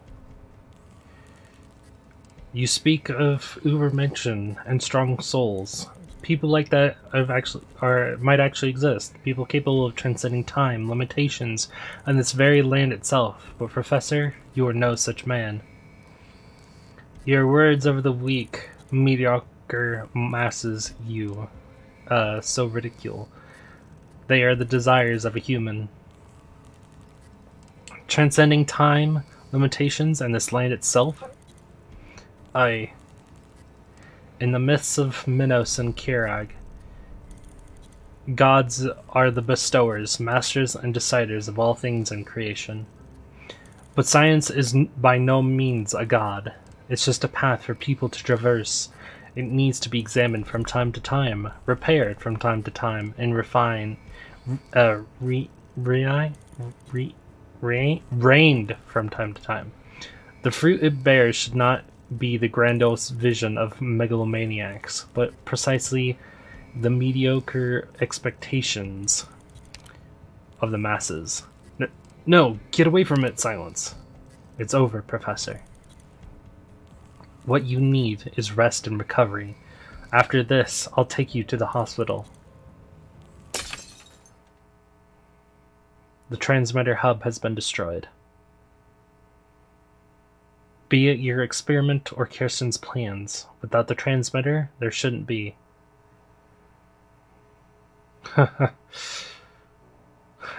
Transcending this very land. Yes, perhaps I made another tremendous achievement that even I did not notice. I just happened upon it, without investing much time into it. As a matter of fact, it didn't even arise from one of my own projects. But that doesn't matter, does it? Of course, why hadn't I noticed? We've all been drawn by her. From the very beginning, we've always walked the same path. The old man stares blankly at the display panel. On the monitoring screen, the giant man-made ring suspended atop the sky's zenith is illuminated by the beam of energy, gathering within it a majestic platinum. Perhaps because the transmitter hub was destroyed, or perhaps Because the scouring of the beam was too intense, the hammer starts to shake slightly. Why has the transmitter signal not stopped? Let me ask you, Silence. If you have no way of becoming a leader, then what shame is there in being a follower? If I admit my weakness and indecisiveness, then it is perfectly valid option for me to follow a truly strong soul, is it not?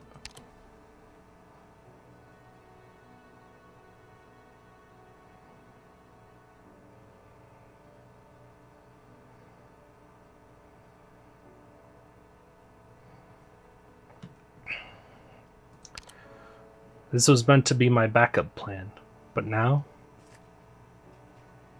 What are you doing? I've suffered mediocrity for too long. I must. If I can still catch up to her, she too must shine. All my hard work, all my pursuits must have meaning. At least this is much better than becoming a vegetative old man. The energy density is already sufficient, as long as... Professor Parvis, what are you doing? Silence feels the transmitter's influence on her fading. At the same time, the consciousness of the elderly Caprine in front of her is rapidly dissipating. When the Transcendent One sets out on her journey, I do hope that on her long path, she won't mind being followed by a timid hitchhiker. At least I can become a part. Silence, look. Are you merging with your consciousness with the transmitter to make up for the hub's destruction? No. Drat, these data. What's going to happen if these phases are thrown completely out of order? How do I stop these responses? Parvis! This is completely futile. Your consciousness can't be preserved within the transmitter. The transmission will only destroy your nervous system. A faint sigh, perhaps a slight chuckle. His body has become an empty shell, no longer a host to any conscious will. All his attachments, all his cowardice, dissipated without a trace. Professor? Damn. Within the monitor, the trembling of the hammer seems to gradually calm down. Oh, wow. That is extreme, to say the least.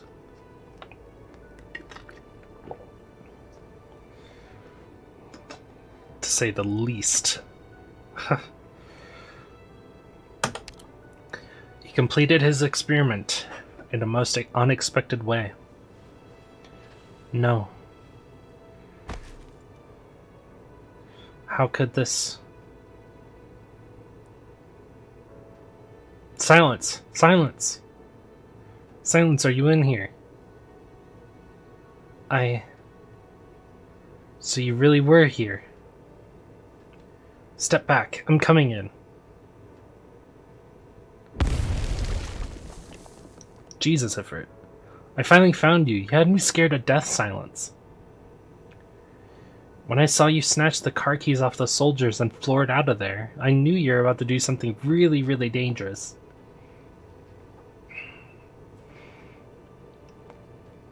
This place is crazy scary. Not only is this place crawling with soldiers up above, but I even got a real jump scare from the exploding energy beam. Ifrit, why are you... To save you, of course, duh. Did you know I learned how to drive? A real shame you didn't get to see my mad skills. Oh, Ifrit. With my driving skills, I might even get bumped up to an elite op. What's wrong, Silence? Why is Parvis here? Why isn't he moving? I don't know. In the end, he achieved his goal. On the other hand, I haven't really achieved anything. I was thinking, had I been more decisive, had I been more determined, how am I supposed to stop people like them? Such powerful, brightly shining souls. Will I never be able to reach Sarya or Kirsten? Stop joking around already, Silence. You tell him, Ifrit. This is such a cool looking picture, by the way. Oh, no, that's not the one I wanted to hit. Such a good picture.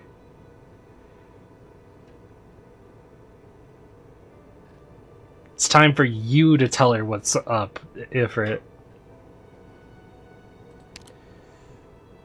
Ifrit frantically grabs Silence by the collar. This isn't the Silence she knows. You're the strongest woman I've ever seen. Rosemontis is pretty powerful, and so is Blaze. All of Rose Island operators have their own special skills. But you're the best out of all of them, Silence. It's because of you. You've done so much for me. So much that to be honest, I don't even know where to start. I pushed through everything. You and Sarya both. You both overcame it all. I know what you've been trying to do is really huge and really complicated. The guys you're trying to stop might also be really powerful and really hard to deal with. So that's why you should let more people help you. They have so many helping them out. So you should have to fight all by yourself? Obviously, you have me, and Sarya too. We're here by your side.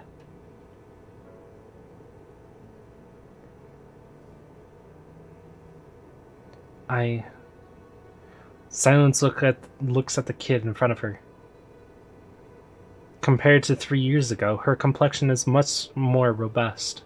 Her body is also stronger, and her entire being brims with vitality. The girl's health is the product of her own efforts. It's just, when did she get so tall? You're right. I need to get ready. I have to keep going. And you. It's because of you. The shaft's output phase may be nearing completion, and it won't be safe in this building. Come, Ifrit. Let's get out of here. Also, someone's waiting for us to pick her up.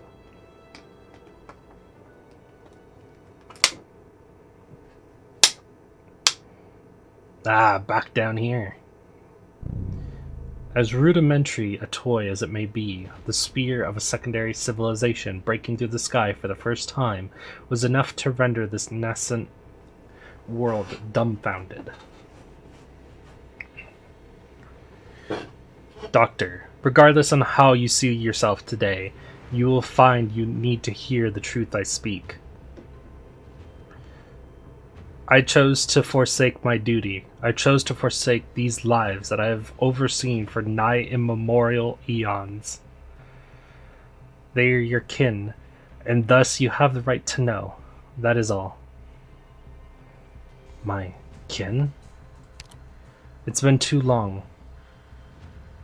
Are the shadows of that civilization still deep within your memories, soul? Have any fragments floated to the surface?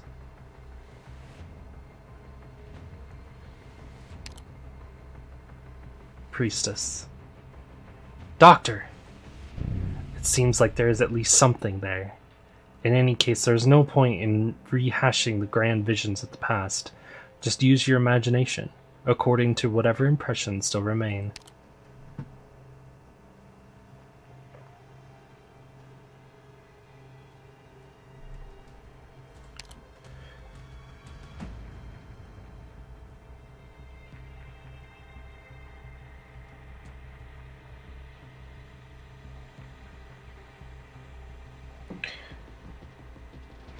But regardless of what you remember, we ended up with far few survivors than you might imagine.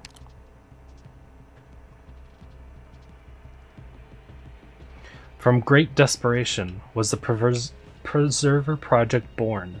Spatial life support devices, unshakable underground fortresses. When the calamities receded, they would be the seeds of new life. But destruction came, sooner and more overwhelming than anyone could have anticipated, though at that time people had already come up with certain methods. Most of them failed to understand, including she who stands beside you, let alone the blank state that is you. We were born out of desperation and not fully prepared. A pure advanced AI would only increase the risk, so one person made the ultimate sacrifice. This one volunteered to remain permanently trapped in a cage of consciousness with an electronic cloud, forever locked in an immovable sarcophagus deep underground. It's talking about Priestess. So you mean... as of this moment, in every sarcophagus is a person yet to wake up. Correct. But none of them will ever wake up again. They lost that ability long ago. Even though you have no memory of who you are, you feel the part of your body spasm violently. A dull pain travels from your heart to the palm of your hand. For a moment, the name of this emotion eludes you, your daily life at Rhodes Island often making you forget the quandary at the core of your existence. What is it doing to me? Kin. Doctor. Calcit hesitates to speak. That's one. You want her to say something to comfort you. You want her to be as an omniscient as she has been in the past, offering you solutions, answering the questions you've always had. But you see only doubt and sorrow in her eyes. So new to her, for us to see her as. Sorrow is an uncommon emotion for her. Even less so if that sorrow is for your sake. No kidding. If you came here only to stop Kirsten, turn and leave. Nothing is going to stop us. Even if the meaning of her death is itself but a gamble, I've already made up my mind. The memory bereft doctor in MAN 10 who has managed to survive this point. If you have no other responses, then we have nothing more to say. No. No? What is it you want then? Do you wish to recover your memories and the truth, or do you insist on stopping Kirsten? You can't accomplish any of it. Your amnesia is hardly so simple. You are just being pushed along numbly, think you've acquired faith and new ideals. Ignorant hope is but the harbinger of despair, something we know so very well. Why not enjoy your hard-fought renewed lease on life, and instead insist on broaching the truth? Do you really know anything about this land? The threat from the ocean grows day by day, while the mighty Aediran civilization remains arrogant as ever. They might be powerful now, but they still underestimate the ocean. Though the demons of the hollows deep within the Sami's depths show little tendency to expand, they cannot be ignored. They are like cracks entrenched deep within the ice, presaging a collapse that may occur at any time. But these are only the fringes beyond civilization's soil. They were never the immediate causes of our slain future. Inequality and prejudice, war and strife. The people are far from understanding the value of unity, are fundamentally unable to set aside differences and old grudges to talk about peace in the future. Even when catastrophes descended, The cogs of Ursa's war machine did not stop turning for a moment, and the peasants of Casimir's were not exempted from brutal punishment and taxation. Unity is an internal dilemma. Even today, there are those who cry for the wars of old, yet refuse to face suffering as well as those who died in vain. They might not even be able to see these words.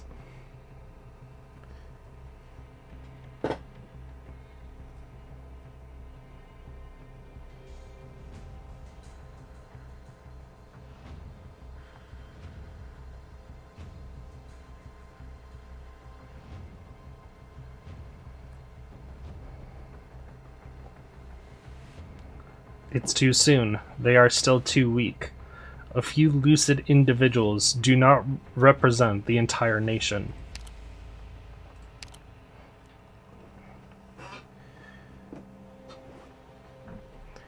Columbia will soon seize their desired advantages from Kirsten, expand their appetite, and extend their hypocritical forks and knives towards Bolivar, Sami, and Sargon. What Kirsten did is a far cry from a feat of strength, scoping out the future of humanity.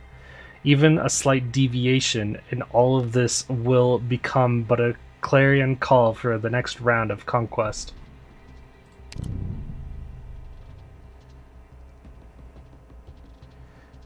Is that what you, MAN-10 Calcit, think of Terra now? Give me 1 second. My throat is dying.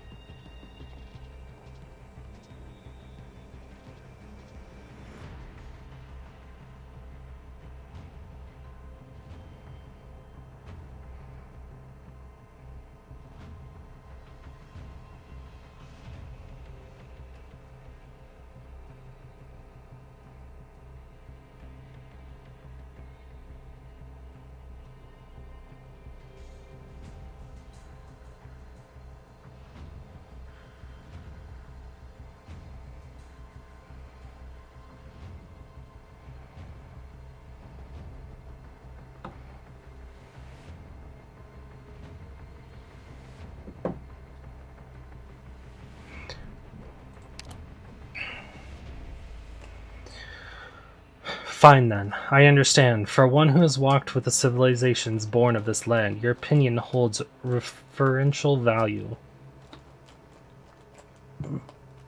Since you each have your own reasons for not wishing to budge, then let us test each other using the ancient ways. Compared to pure rhetorical persuasion alone, I will need some more basal behaviors to evaluate your quality and revise the plan, provided you are qualified. I accept. Debate. Allow me to explain in advance that the things you brought up are not outside my knowledge.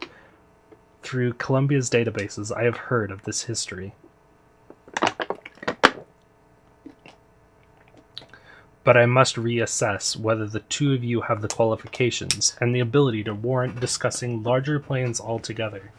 Whether or not Terra can remain in the hands of people like you, whether you have the right to debate the future.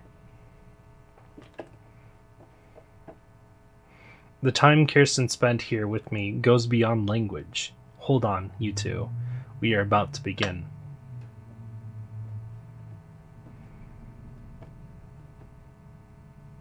Whoa. This place.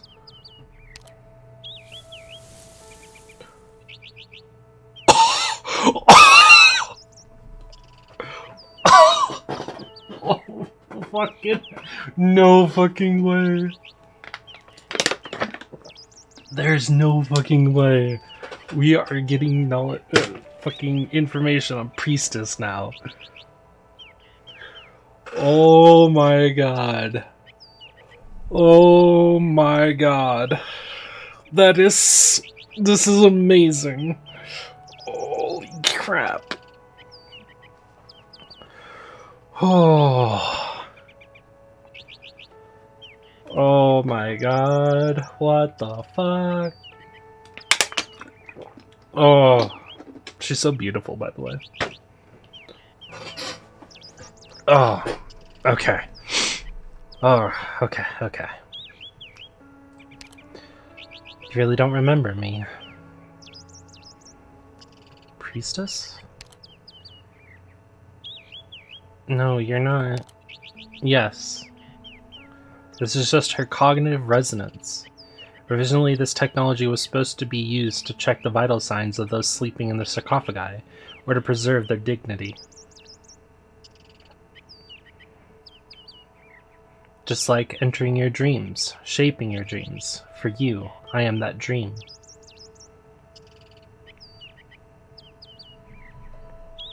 So you are my dream.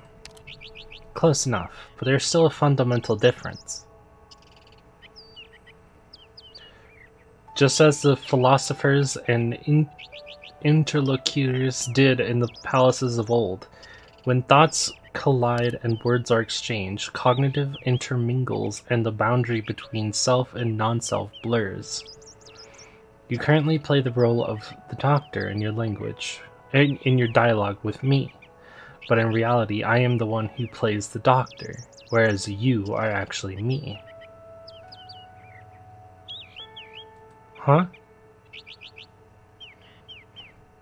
But your consciousness is continuous. This is not equivalent to the illusion in front of you, or your own image changing. The only word that can describe this sensation is dreamlike. You will not see a cold, impassive machine calling itself preserver, and that will not see the helpless and dazed you. It is only in dreams that our subjective perspectives are no longer distinct. Come, don't forget that this manner of cognitive resonance has a humorous name. Debate. Oh, of course it is your subconscious mind that finds this world humorous. Push open that door. There remains a question we must resolve.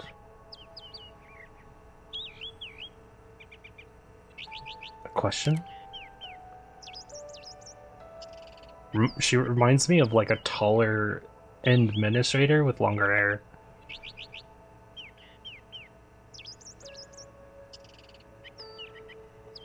She really does. No, it's not that I'm trying to test you. By all means, this is not one of your Preserver's cryptic question and answer sessions, or one of Calcit's rhetorical traps. The one who posed this question is Doctor.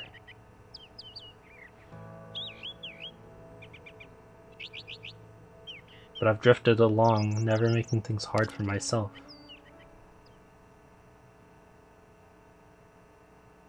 Tallulah. You, yourself. After losing your memories, you quickly got accustomed to life at Rhodes Island. You've always known that Calcit was hiding something from you, but over the years you've both been overwhelmed by the challenges you face. It has even caused you to lose your will to pursue the truth. In other words, your curiosity about the truth ended with Babel.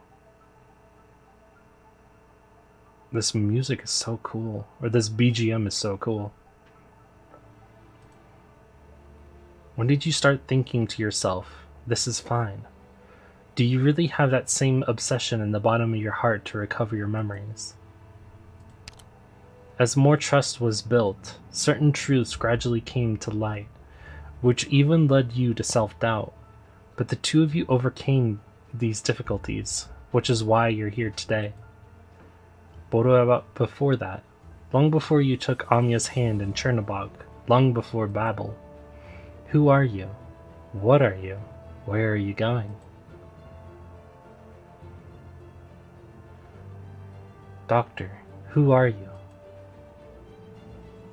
I am Dr. Soul.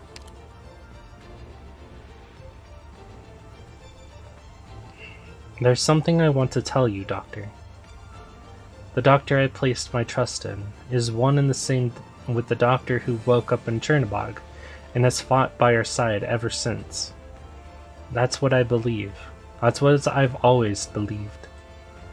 But in reality, Calcit, Teresa, do they really see the commander of Babel and the doctor of Rhodes Island as the same person? I don't know. I just don't know. All I remember is the doctor who was so kind to me, the doctor who saved me. If the truth is really as Dr. Calcit says... Amiya. Oh, Calcit. The doctor is tired and needs rest. There is still much to think about and digest. If there is anything else you'd like to ask, come back tomorrow. Rhodes Island still has a long future ahead of us, so there's no need to rush. Okay. Sorry, Doctor. I'm sure I caught you off guard by asking this out of the blue. Hardly. Don't dwell on it too much. There's not much time left before we reach the outskirts of Londinium. Londinium? The next thing on the itinerary is a meeting between of the elite operators, and we need you to sit in. Hurry, come this way.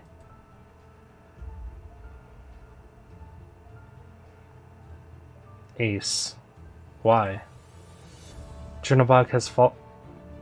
This is even before that?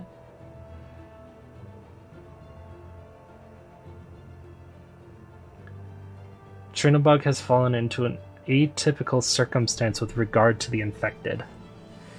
Rhodes Island, as we are now, cannot afford the risk of getting involved. The doctor will be our indispensable linchpin. Is this the one you're talking about, worth a dozen or more Rhodes Island lives? If it's worth it, then I'm on board. But even if a single operator raises a concern, then count me out. Logos is here. So we got Logos, Blaze, Scout, Ascalon, Ace, Calcit. Holy crap, everyone's here. What? Don't move, Rhodes Island Commander. Huh. Now there's nothing that white-haired feline can do. Even if she could kill the captain, even if she could kill Patriot, she can't protect you. Have you ever thought about our lives? Have you ever looked at this land from our point of view? Of course not. You don't know a damn thing about the kind of bonds we share, or how we've said goodbye to our parents, or how we've painted our cheeks with the ashes of our best friends. Killing a reunion fighter, depriving someone of his life, is just like checking a box for you. Who the hell do you think you are?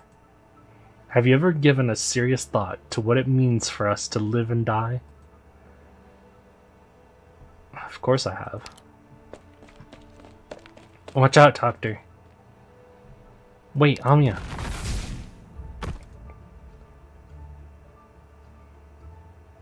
You're not always the main character of this world. Just like your life, your past.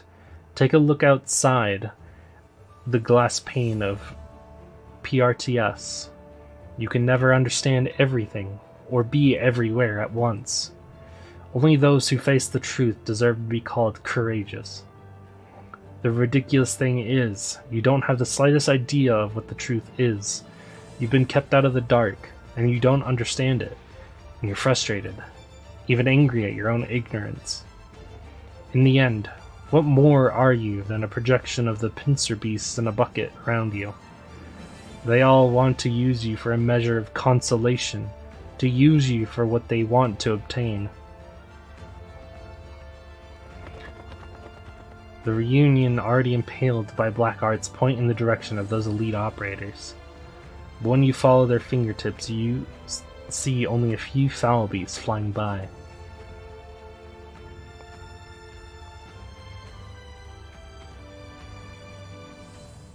How many among them faced their own destiny?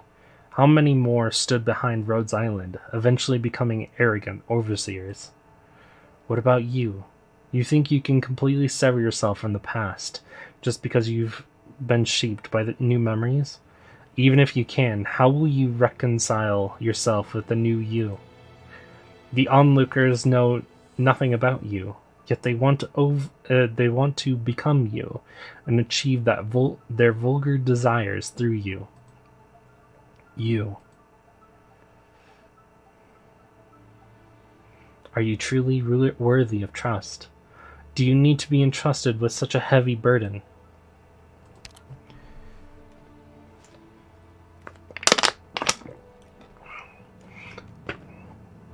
I've never tried to escape the responsibilities that came with my past.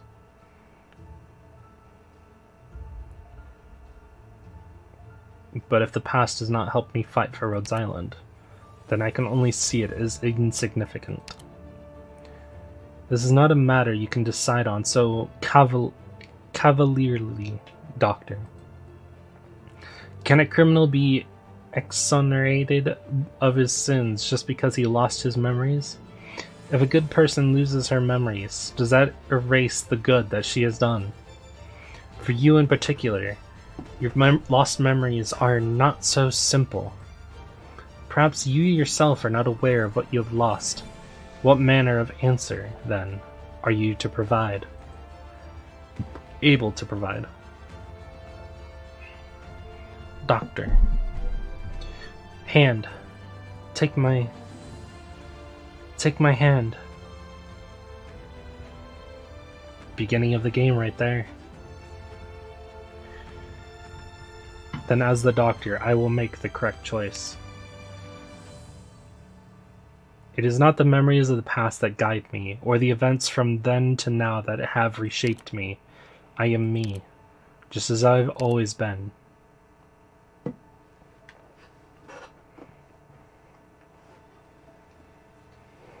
I understand your thought process.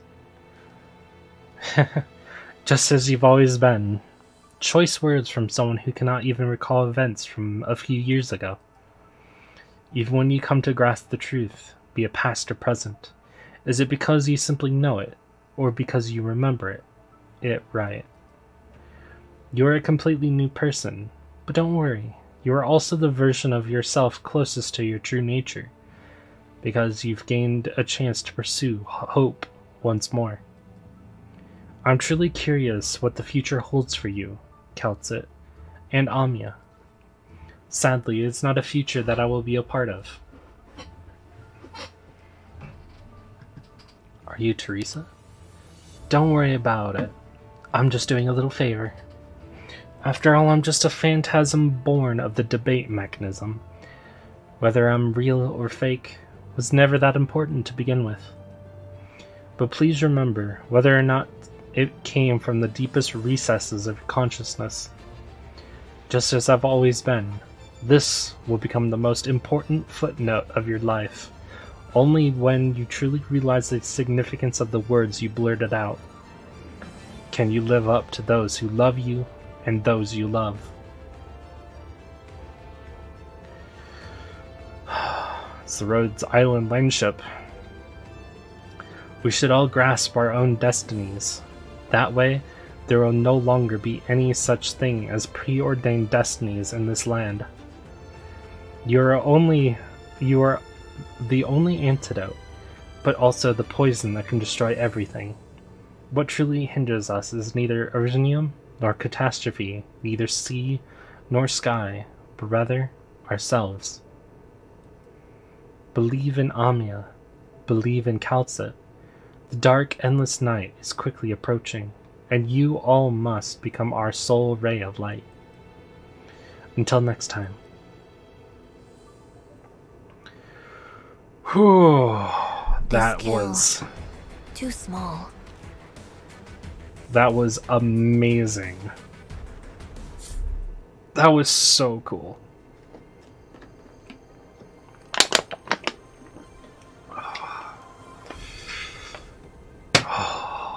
Holy crap, that just happened. The Hall of Stasis. Yup. Of course, that's the last one.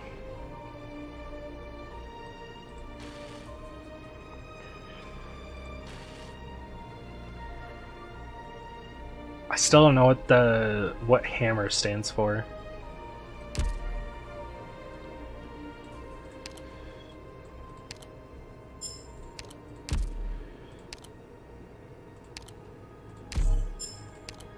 I also have max pot silence.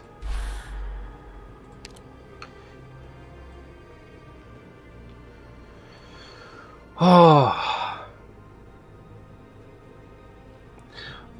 I don't know if it'll... I know there's 2 more story nodes after CW10. But I think we're just going to do CW10. Skip the 2 story nodes. Actually, we're going to do CW10 today. And end it there. And then next time, we'll do both EX and the 2 story nodes.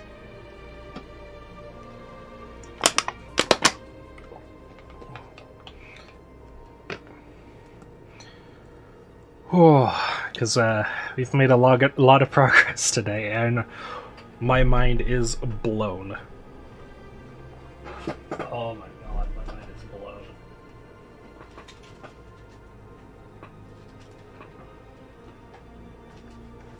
I'm looking for something real quick. There it is.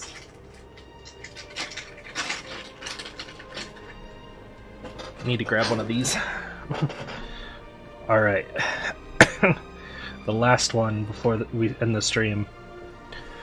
And then I'll probably do some off-stream farming. And also complete CW10. Or CW9. With 3 stars. I'll do that off-stream. No melee range deployment restrictions. Enemy weight is greatly reduced. Oh. That's interesting. We're gonna try to do it with my Fast Knights niche. If it doesn't work out, we'll move on and do it with like a different team. I'll even set up the team. Like I want Zarya, Blaze, Texas. Grab me Neon. Golden Glow. Gavial. Inez.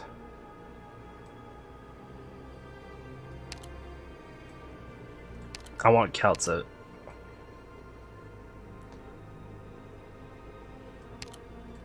I'll even bring Silence.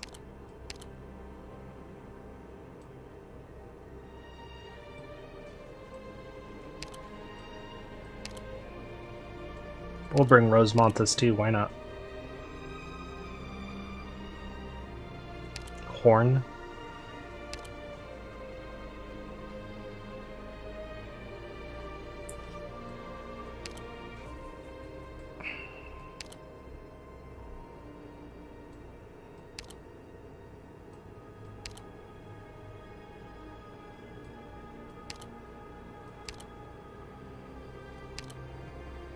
I need a caster. Oh, wait. No, I have a caster. Maybe we should bring another one just in case.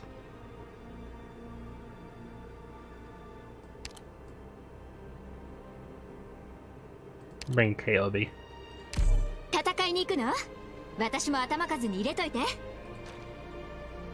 But, first of all, we'll try this team first.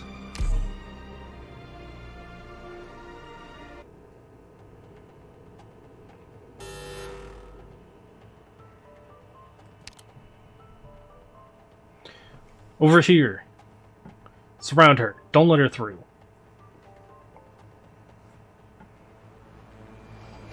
Attention all forces. Get ready. The feeling of weightlessness returns. Calcium crystals grow rapidly, tethering Zarya's hand to the corridor floor. The second disorder wave is starting. Disorder? Nasty's magnum opus. I need to be a little more quiet because people are trying to sleep. You've been following me around for the last couple of days. Does the defense have nothing else to do? 16 of your technological park modifications do not comply with our established safety regulations. Disorder.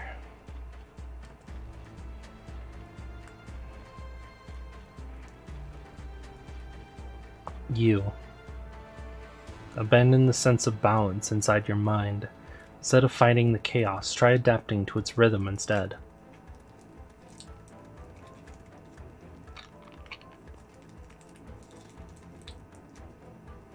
Find what you've been looking for?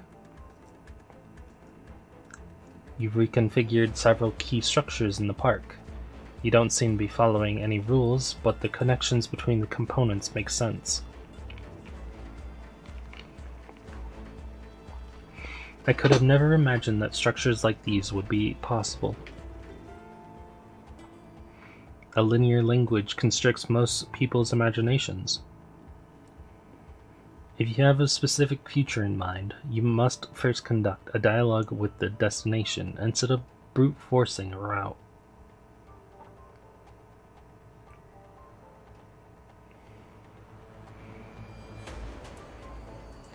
Abandon balance.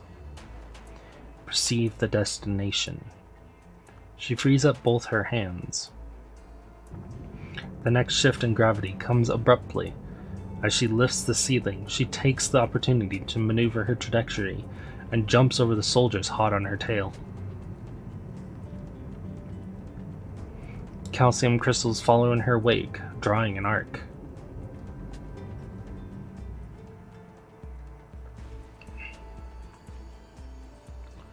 Manipulating raw calcium in the same way microbes change their composition.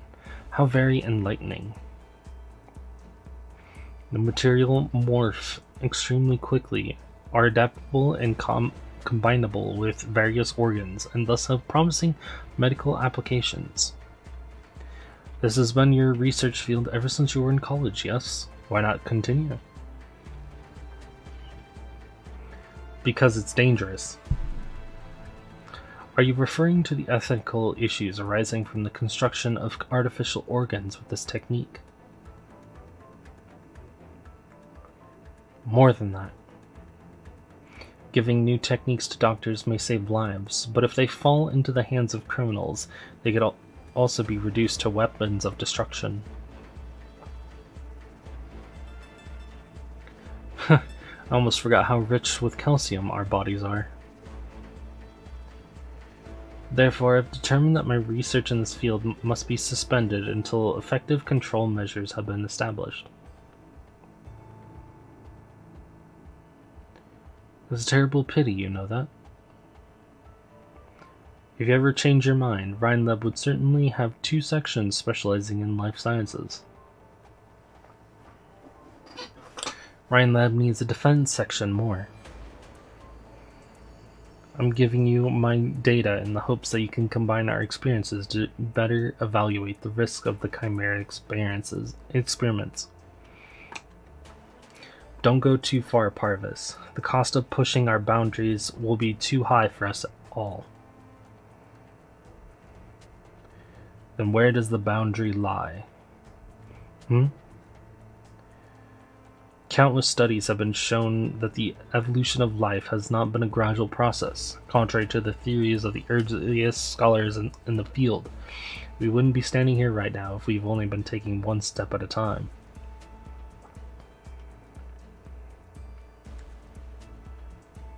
Furthermore, if we presume that there is indeed a boundary drawn up by a higher will, that determines how we should be acting. Shouldn't we try to look it in the eye first before we decide to kneel or raise a flag of rebellion?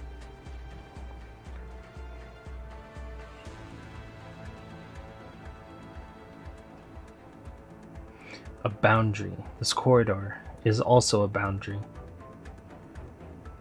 If I keep walking along the corridor, I'll never reach whatever the eye is. The hammer. This ring-shaped laboratory has, from its inception, been designed to subvert people's perceptions. It is the realization of Kirsten's dreams, the real product of Rhinelab's components control section, and combined wisdom of practically every Rhinelab director. Saria is familiar with how each of them operate, but in the past she had not allowed herself to think in the same way. This makes no sense. No, it doesn't matter. I have long been disgusted with this wall.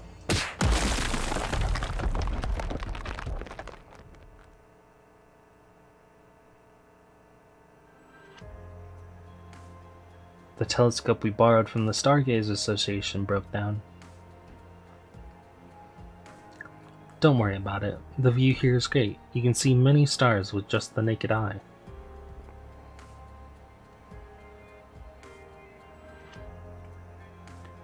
While you go look for a nice place to sit down, I'll be fixing it. Wow, oh great superhuman Lady Saria, I'm so curious. Is there honestly anything you can't do? I recommend you check my personal course electives. I won't be able to do anything if I'm not studying. You're a terrifying studying machine. Whoa, it's so cold today.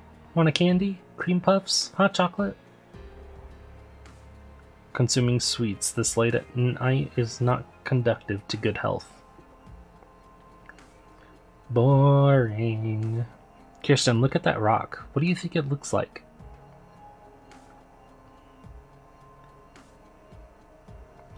Oh, come on. It looks like Saria, right? It's so hard, yet it shines so perfectly. Like the stars.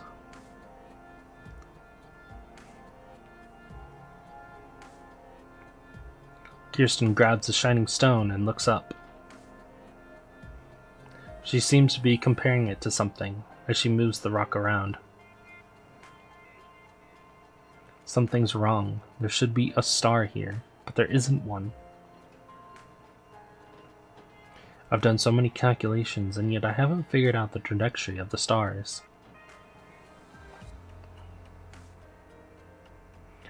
You've already failed so many times. You still believe it measurable.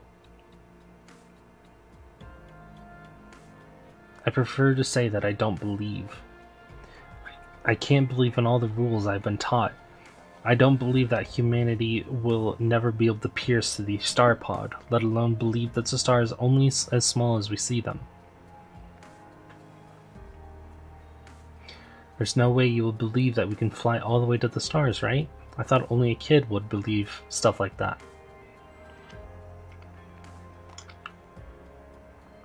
Children, poets, and scientists.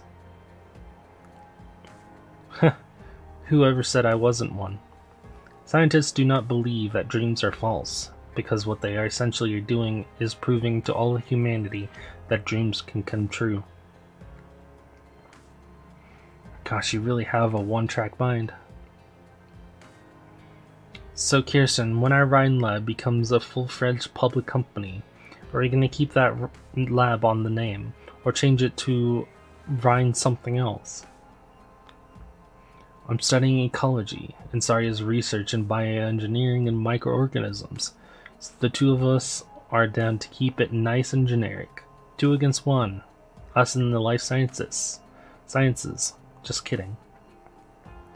I mean, you're dead set on soaring through the skies, and your field is high energy physics. So you wouldn't want to call it Rhine physics instead? No. We'll stick with Rhine Lab. It's a good name. I want to know exactly what the stars we're looking at are. I want to know what's outside the barrier encasing around us. I want to know if we really managed to walk among the stars and look back from over there, what kind of land we've actually been living on.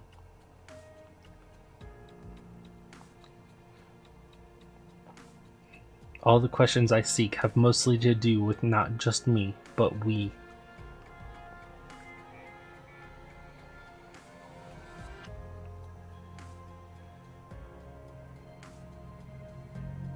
And we are all beings trapped in this teeny tiny corner. How are you planning to compensate me for breaking my vivarium, Saria? You knew Kirsten's plans from the very beginning. Are you talking about Ark-01 or Galeria Stellaria? Ark-01 was never more than a front to deceive the military, a pile of scrap paper that was never feasible. Galeria Stellaria is a real laboratory here, or you could say the name of this aircraft. Certainly is a name that she would come up with.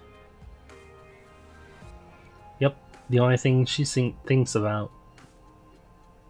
So you replicated your vivarium up here. Is Kirsten intending to break through the barrier with it? Just tearing the star pod open won't be enough for her, you know. Without a doubt. Her fixation was never the barrier, but the realm beyond that even our ancestors have yet to reach. She truly wants to step inside that deep outer space. She wants to leave everything that can be left behind in that dimension. And that includes each and every life present in this vivarium.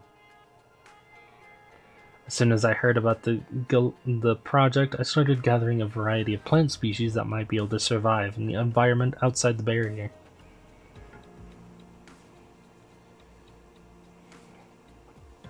I just checked, and there's 753 different types here. Kirsten put them all in this lab.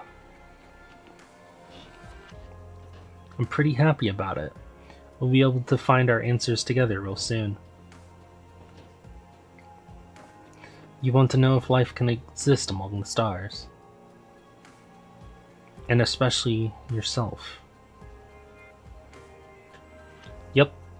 My people and I, we've been trapped in this cage that just continues to shrink. As time goes by, we can only follow what happens to water that can't be contained, wind that dissipates, trees that wither and vanish from this ever-changing land. And then she said to me, "Then let's go.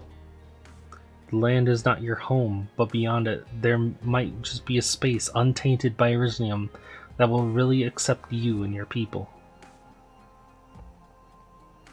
A mere hypothesis. So far, no instrument has managed to penetrate or even approach the barrier, so there is no basis to assert the possibility of Elysium's absence beyond the barrier, let alone the total lack of evidence to suggest that life can survive in the depths of outer space.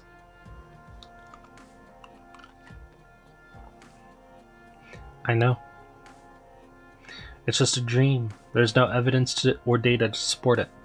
It all goes against all the scientific knowledge I have. But scientists don't believe that dreams are false, because what they are essentially doing is providing to all humanity that dreams can come true. I remember Kirsten said that. Yes, she's the same as ever. What about us? Saria, have we changed at all?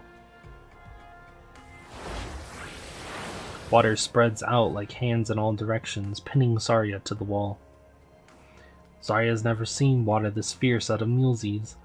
It is like a waterfall, like a tsunami, as if the water is howling. Calcium crystals continuously grow from Saria's hands, but they fail to take form under the sweeping waves. She tries to find Mulesi's, but all she finds in a stream after stream of water are the eyes of the elf hidden in the depths of each wave. Eyes filled with serenity and grief. The water is howling, but the elf is crying. I really, really wish we could be together forever, just like on that starlit night. But there's no way I can hold on to the both of you at the same time. Dancing in threes really is too hard. Ugh. I won't give you a chance to stop her. Because, 2 against 1. This time, I'm on her side. You'll see. Sleep, Saria. Go to sleep. You're all black and blue and probably about to pass out. There's no need for you to keep fighting, because our dreams are about to come true. So just close your eyes and the water will take you away from here. By the time you wake up, Kirsten and I will have reached our destination. No. Solid calcium crystal does not stab at the water vein in vain, but into the side of the bulkhead. Saria is well aware the next disorder is about to happen.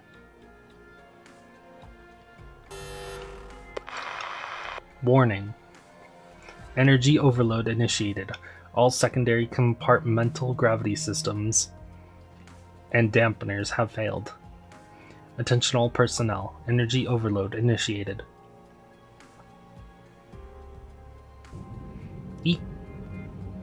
What? Would it suddenly... Sudden? No. You were right, Kirsten has never changed.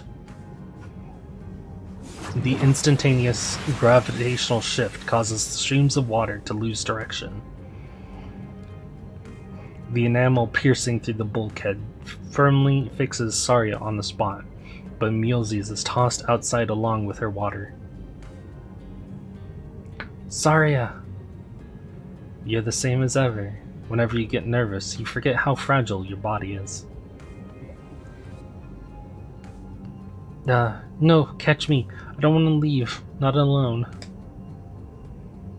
The energy overload is starting. When it's done charging, the entire platform will collapse. Even if you can get close to, or even break through the barrier, the core cabin will not last long enough. Kirsten wants to save you. As do I.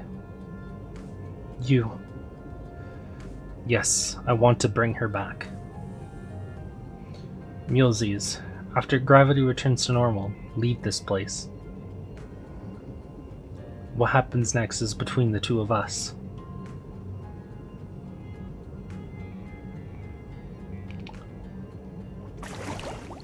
Saria! No, I gotta hold on to something. Authentication failed. Your clearance has expired. Vivarium access denied. Your clearance has expired. Access denied. Saria, you dummy, blockhead, knucklehead, open the door.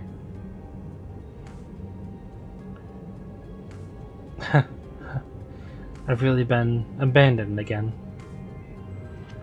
Saria, I hope you make it.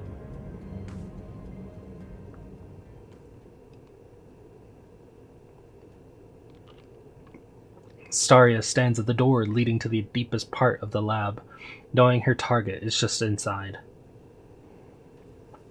However, before she can even condense the calcium crystals on her hand, the door lock automatically releases.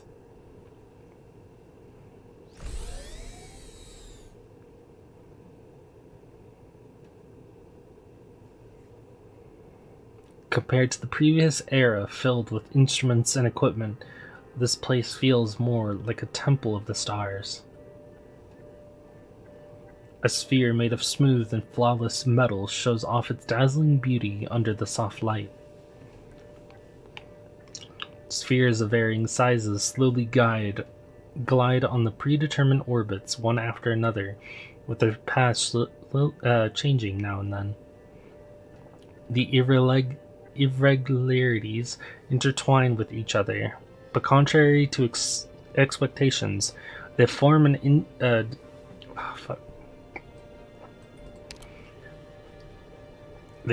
indescribable sense of harmony, whether it be the positions of the stars or how precise their orbits shift. The planetarium exceeds the imaginations of any astrologer. But in the very next moment, those devoted to the stars would probably fly into a rage. Those so-called astrologers are basically misguided zealots. For the past 1,000 years, they have committed themselves to tracking the trajectory of the stars. Every trajectory change that occurs signifies a new revelation or a meaningful omen up to them. Their behavior is not necessarily incomprehensible. The fact that the stars move without a trace is enough to terrify most people.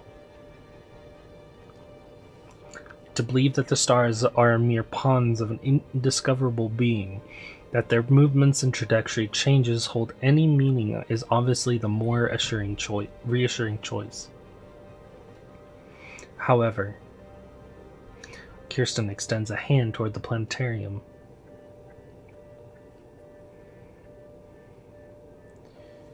The dome enveloping the ceiling suddenly opens itself. False starlight floods the laboratory. Kirsten makes a series of gestures with her hand, and in an instant, it completely transforms. Fake. The stars begin to move erratically. False. Several stars collide with one another. Though they do not shatter, the sound of them crashing into each other instantly destroys the silence in the room.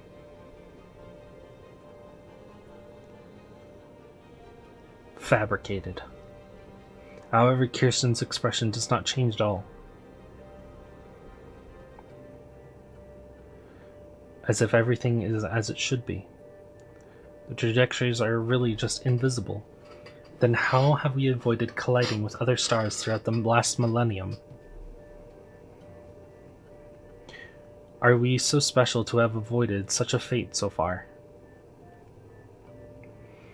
What kind of land have we actually been living on?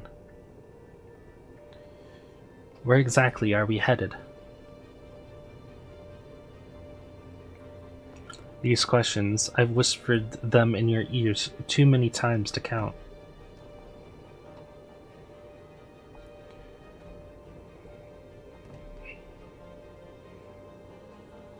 Can you help me move that planet over there, Saria? A small metallic sphere passes by Saria's head. Star. Instead of touching it, she lets it fall out of orbit. What a shame. I've been fiddling with these planets before we break the barrier, and no matter how many times I try, they just refuse to stay on the right track. Stop this, Kirsten. We will have the time to turn back before you hit the barrier with this. Isn't exactly how I described it to you before. A pity that you had already left Rhinelab by the time I built it. But I knew you would come back. At the very moment when dreams were about to be realized, you would be there. Whether or not you're with me. Or against me. This time it's my turn to make the first move. She lifts her hand, revealing the exoskeleton operating system Saria is most familiar with, and gently makes a fist. Silver liquid spews out from the planetarium behind Kirsten, and in an instant all the planets are thrown out of their orbits, rushing towards a single position at a speed too fast for the naked eye. The entire galaxy pours down on Saria.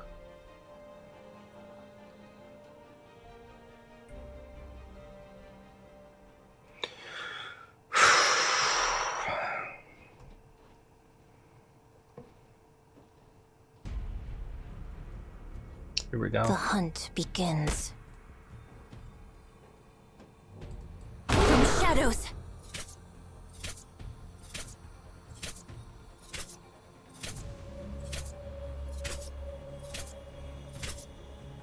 Simple and clear. The shadows are trembling.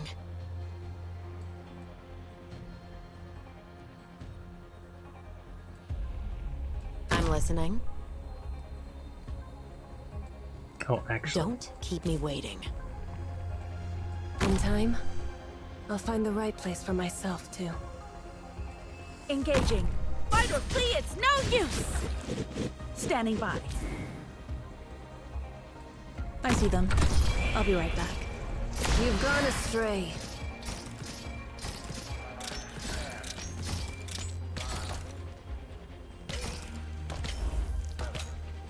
No way out for you. There's the song. Simple and clear. 視界良好。このリズムは今にぴったり。 So that's our target? Finally. Am I up? 弓の準備はできてるよ。 Picked out your bait yet?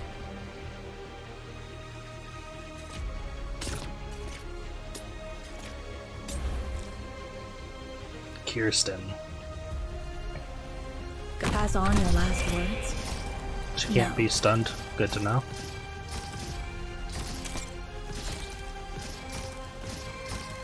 Moving to designated location.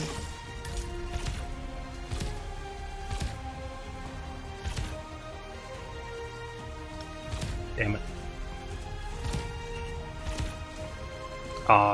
That's mean. I can't hit that. まずは威嚇射撃から行くよ。 Normally, I should say.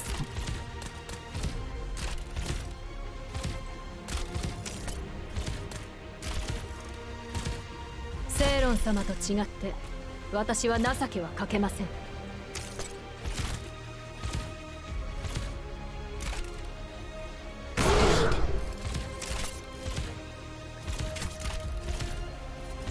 この程度の数で。はい。僕の出番かな。 Let's share it down.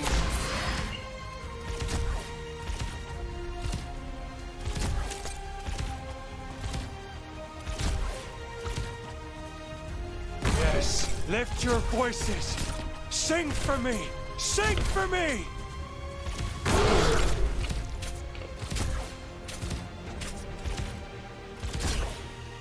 Simple and clear. I'm used to fighting alone.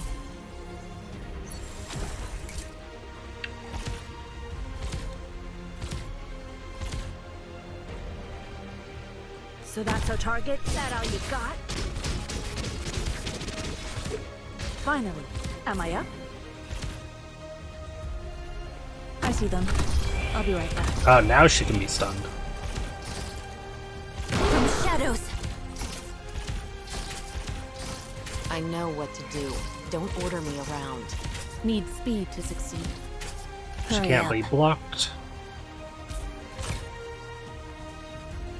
視界良好。このリズムは今にぴったり。 So that's our target? Standing by. No, hit Kirsten, not the planetary タ or ーゲ your ットは warrior. 誰？ Bad luck. You ran into me.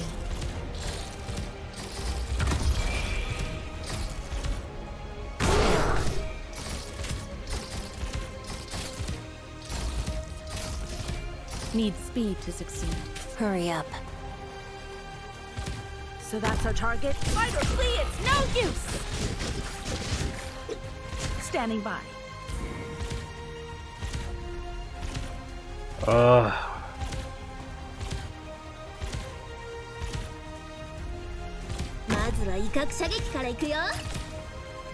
She can only take one more hit.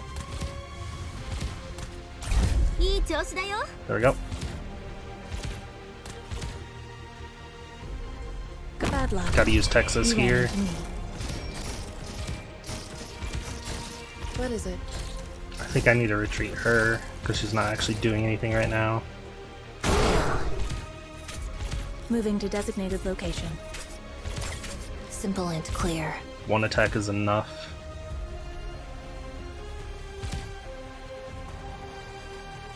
私に任せて。狙いはバッチリ。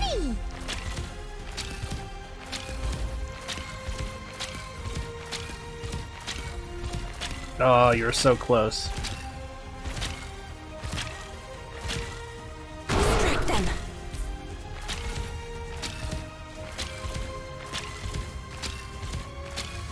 Engaging. Standing by. 弓の準備はできてるよ。 I pass on your last words? No. Gotta kill these two as soon as possible.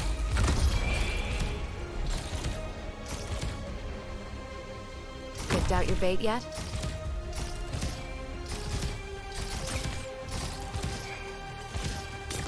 Need speed to succeed. From shadows. I know what's better watch your step. Trying to get some DP here with Inez. Simple and clear. Engaging. Simple and clear. Got a problem that needs solving? Finding. Kirsten's down. I know what to do. Don't order Last me one. around. Oh fuck. Oh no, we're fine. We're fine. Better safe than sorry. This sword has a terrifying past. Care to find out? Holy shit! We actually managed to do that. I can't believe I managed to do that.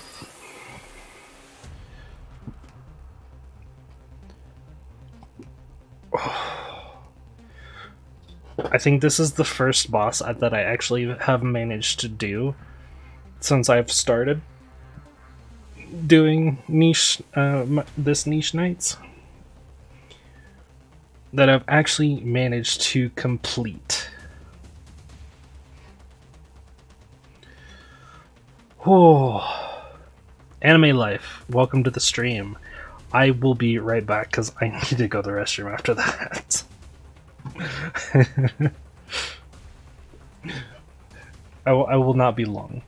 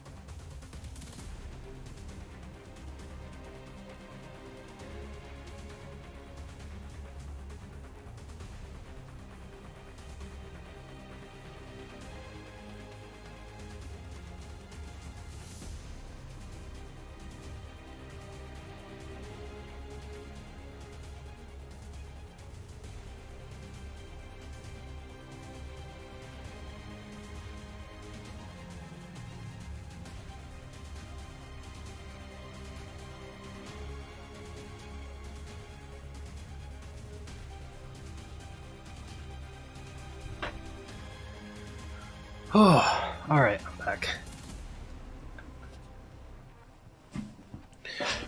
It's good to see you, Anime Life. Welcome to the stream. I was just way too focused on that. The stars crash to the ground.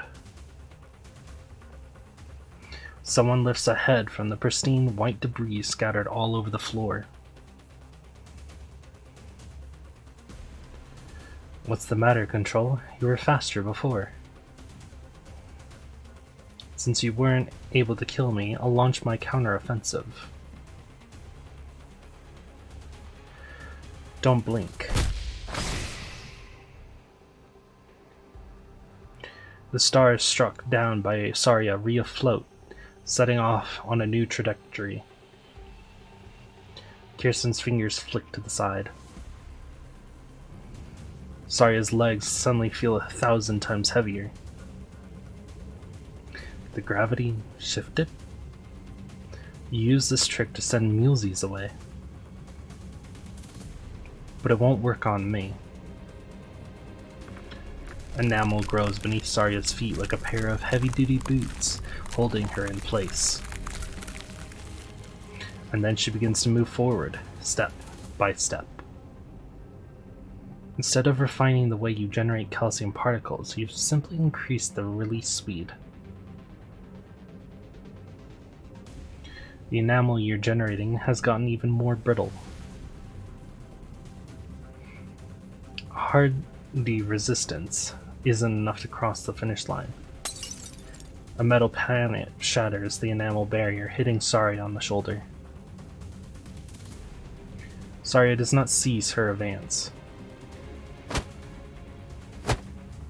It happens twice, then thrice.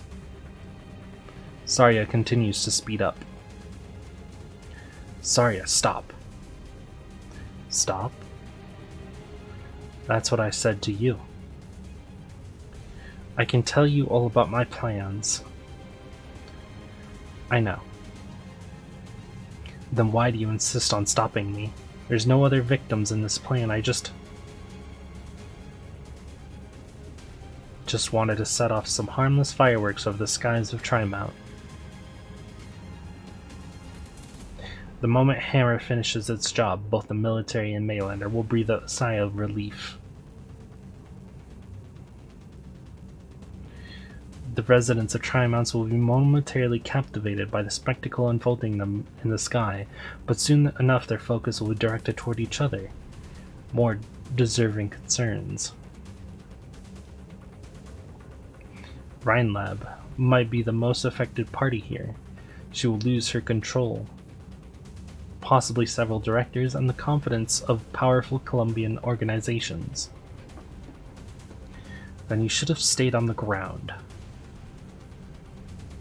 Clean up the best, protect those who might be hurt by this, and carry our Rhinelab through the crisis. You've always been good at that.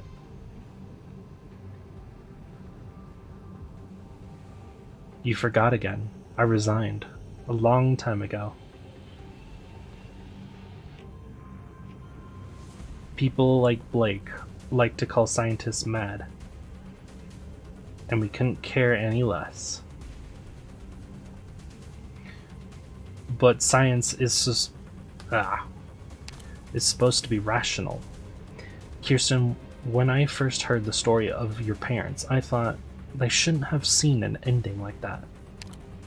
If they hadn't perished in that accident, and had returned before hitting the barrier, they would have brought back incomparably precious data, as well as the possibility of a second attempt. You obviously... I admire their will and determination, but I've never been one to approve of sacrifice, ever justified and inevitable. Ferdinand, Nasty, Parvis, they and many others always thought me too conservative. They see me as a stickler for rules, obstructing all of you. Can a woman like this even be called a scientist? Even I myself have asked this question. You're the most dedicated truth seeker I know. The truth. Truth is the inertia that comes after order. I believe science can bring us truth, and truth can restrain madness. bringing about a better society for everyone. As Volvers have always been accompanied by instinctive madness, for as long as we can remember, violence, savagery, we took an extremely long time just to step out of that chaotic darkness. That's what I have been taught ever since I was small. I use reason to control myself and desperately want to confront the madness I see in all of you. But you can't do it. Sorry, if you intend to hold onto Rhinelab by your lonesome, you are sure to be disappointed. Because humanity's thirst for progress is inherently undefeatable. A type of desire, a type of madness, but also a natural instinct, and the fuel that has brought us from desolate barren lands to where we stand. Which is why I've come here, and not for a fight. The heavy stars fall on her like a rock slide, and gravity controls the airflow to howl at her entire body. Calcium crystals crumble from head to toe, but the mountaineers determined to greet the storm with her own form. Kirsten, I almost admitted my own defeat while searching for you. Until someone said to me that I should return to the origin. So on my way here, I've been looking back at where we all started. Yes, I dread of losing control, but it's not a fear of chaos, but a fear of regression caused by it. So I must progress onward, as humanity must, because for us the trek is far from over. Indeed, to this day humanity still lives in the dark. After all, we can't even see through the sky hanging over our heads. The road is long, very long. We hold more knowledge than the average bystander, so we must shoulder heavier responsibilities.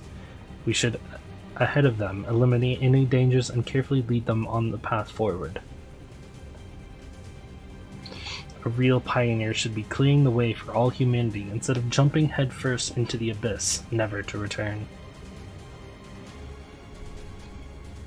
That is my foundation, and I will stand by it. Caught you. She has weathered the storm. She crosses the galaxy. The final calcium crystals spread from one palm to the back of another, and the metal exoskeleton begins to tremble.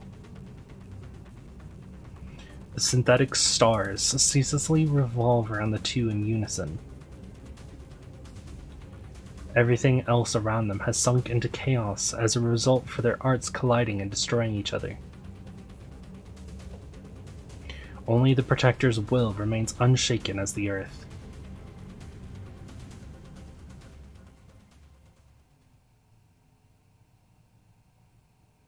Ah, we're back to this. You're always slightly late. Lilia, you've always slightly early. Been waiting on Calcit. Not really. I thought you would be next. You were like a microcosm of everything that has happened in Ursus. I'm sorry. I really am. For what? You knew my husband and I were already doomed when we made our decision at the Research Institute. You're not the type to get depressed. No, perhaps you might even become more depressed than the last century. No. I hold regrets and maybe even remorse towards your story, but not much sorrow.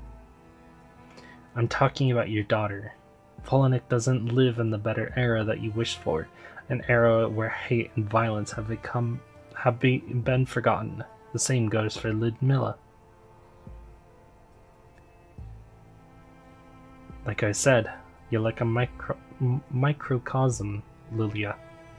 You and Folinic have an unbreakable bond formed of hatred and blood. microcosm. I've only seen it many a time. I've seen it many a time, a futile destruction. Sounds like you're tired. You weren't created to be a savior.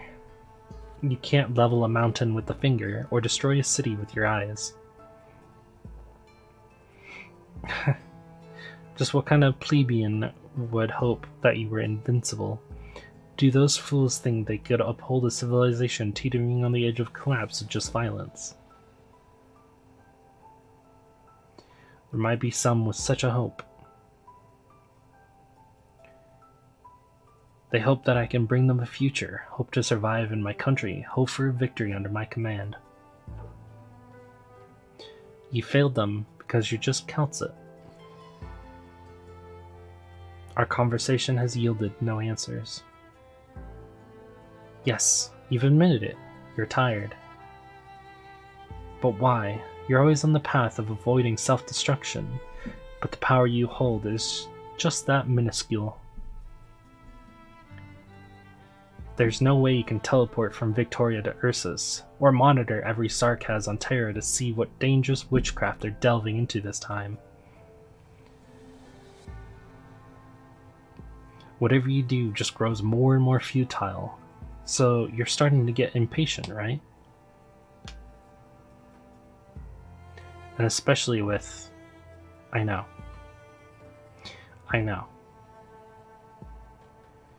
You already know what you're afraid of, yet you're still able to keep yourself from thinking about it. Not letting Teresa and Teresa's appear in front of you, even your subconsciousness is practically begging for it. Same goes for your own determination, Celtic. You think people will treat you so gently, and so that pair of siblings won't talk to you like this. How strange. You were so cold before that I never imagined you would seek the warmth of others. From such a perspective, you really have become weak.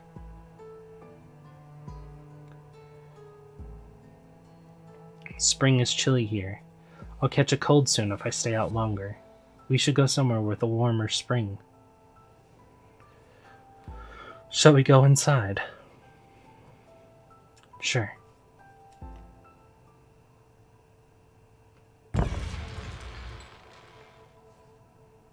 Snow? A rare outsider. Are you headed for the Sacred Mountain? Pilgrims as young as you rarely make it up here. But why aren't you continuing your ascent? Legs got frostbite? Sacred Mountain? Are we in Kirag? Kirag? Where is that? Is that where you're from? I wouldn't consider it as such. It's one of the most spectacular mountains on Terra. I once saw a group of destitute refugees settle and rebuild their lives in that paradise free of catastrophe. Oh, it must be a beautiful place then. Terra. It sounds so small. That's where you were from? Yes. I come from Terra. And you? Toward the mountain, we're born with this one goal. Born with it? We frolic among the trees on the mossy plains in our youth, and learn from the rocks, and in our prime we begin climbing down. We did so much groundwork at the foot of the mountain, weaving strands of dawn light into ropes, or preparing a pair of shoes that won't be contaminated by the darkness of the night.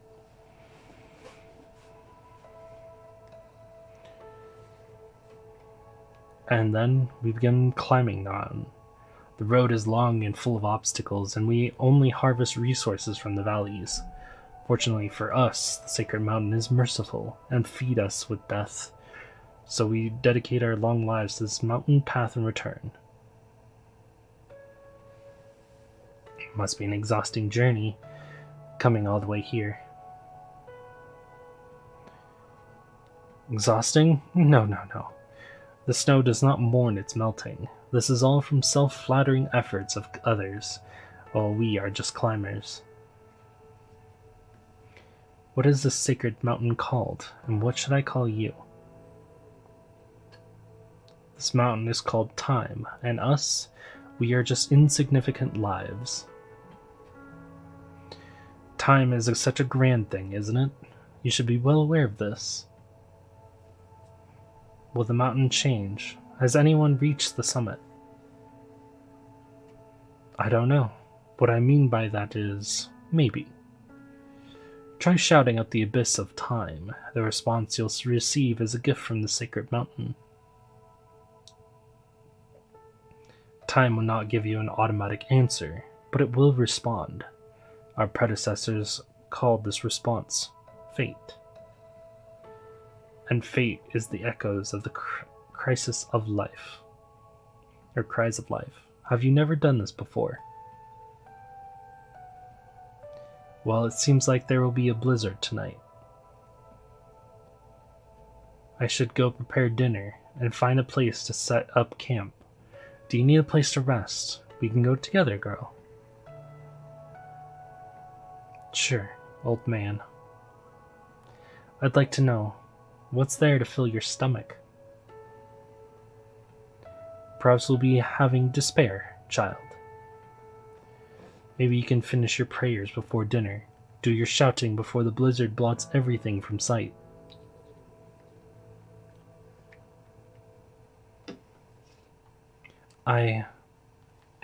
Louder. How many missions are in Lonetrail? 10. There's 10 missions in Lonetrail, 2 tutorials, and 4 story nodes, plus all the EX stages. You will become yourself. Kaltze, your judgment is rational. For this, I feel sorry. Sorry for what? It's only myself. If you're someone who wants lore, I'm on CW 10, and I just finished CW 10. I'm after the boss, so I'm doing the after story right now. So, if you're curious on the lore, I'm currently in it. I'm currently reading it. So just careful.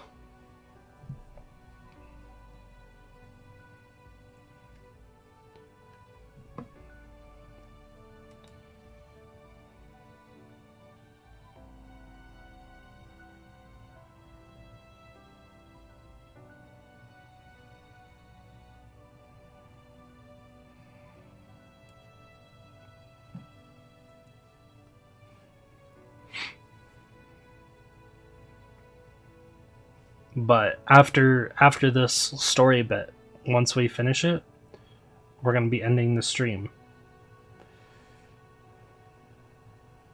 At least for today.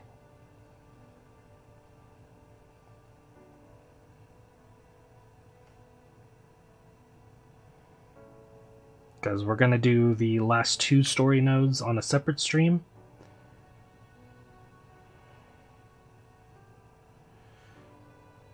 And we're going to do all the EX stages. So far, where I'm at is in Lonetrail is the story like an alternate reality of where military control of concept of space transportation instead of it being like RL where it was civilian.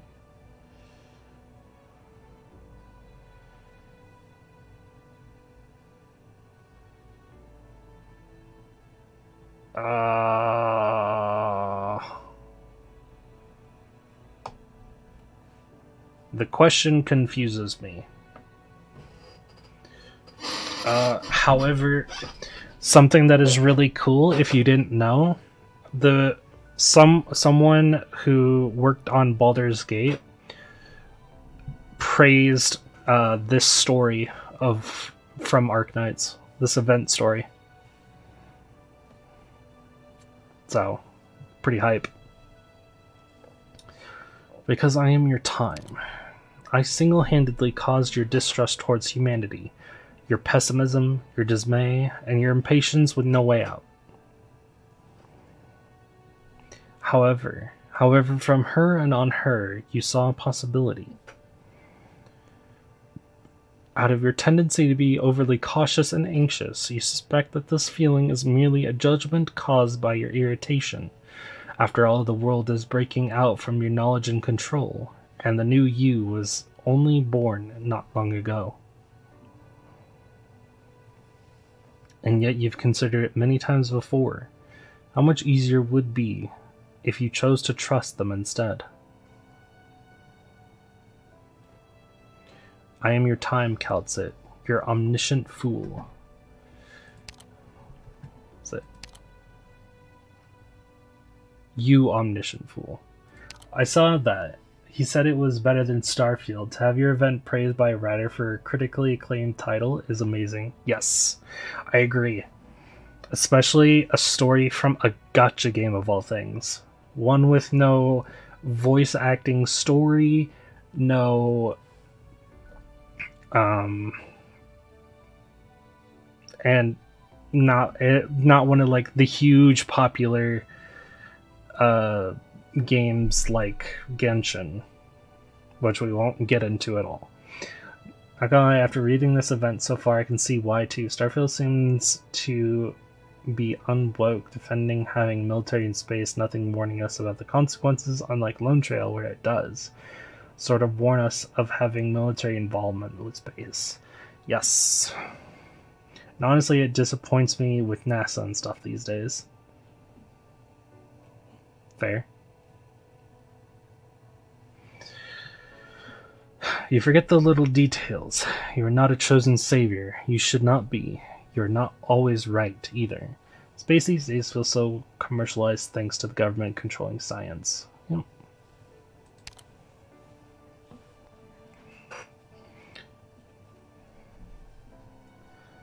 Oh.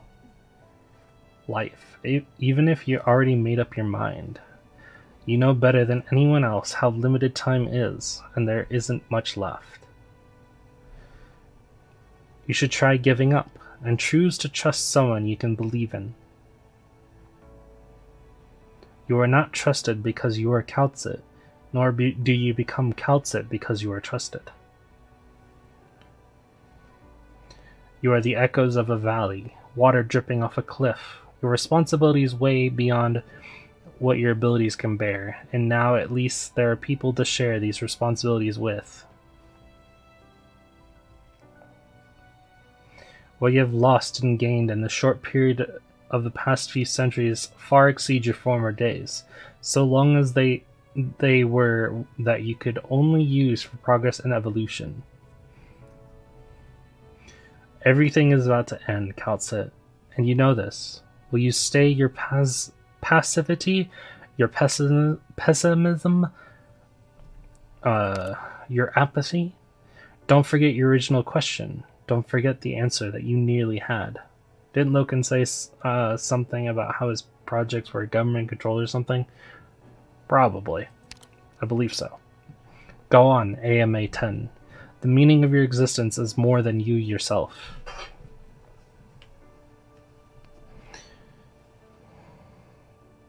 Let's stop here. Indeed. This is enough.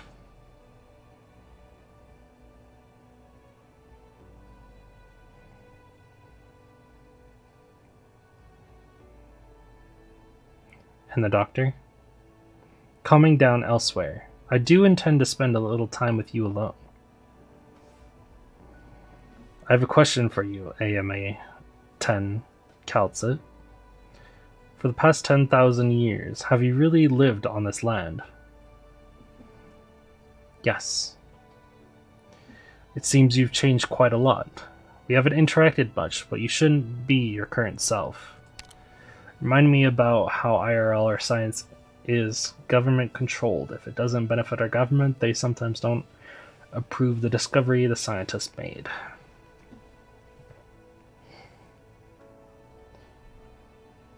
I will not confirm nor deny, because I am not very in tune with the government. moment, but I can probably assume that you are correct.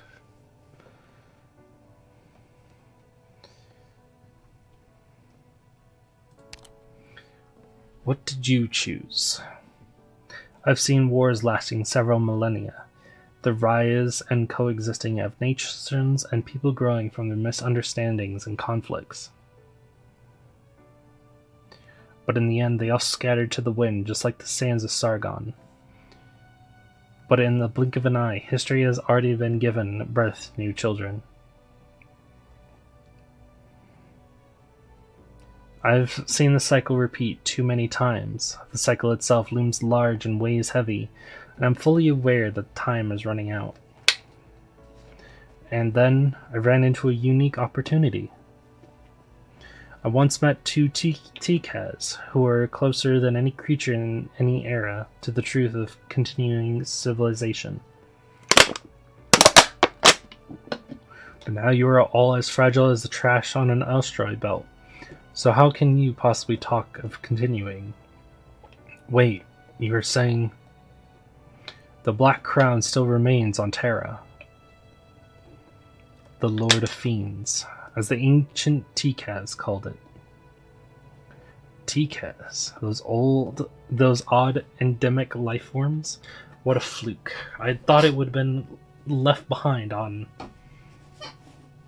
the Black Crown. I dislike the shape it takes on the physical plane. A crown leaves a bad taste. A crown points to royalty. This ancient imagery implies power.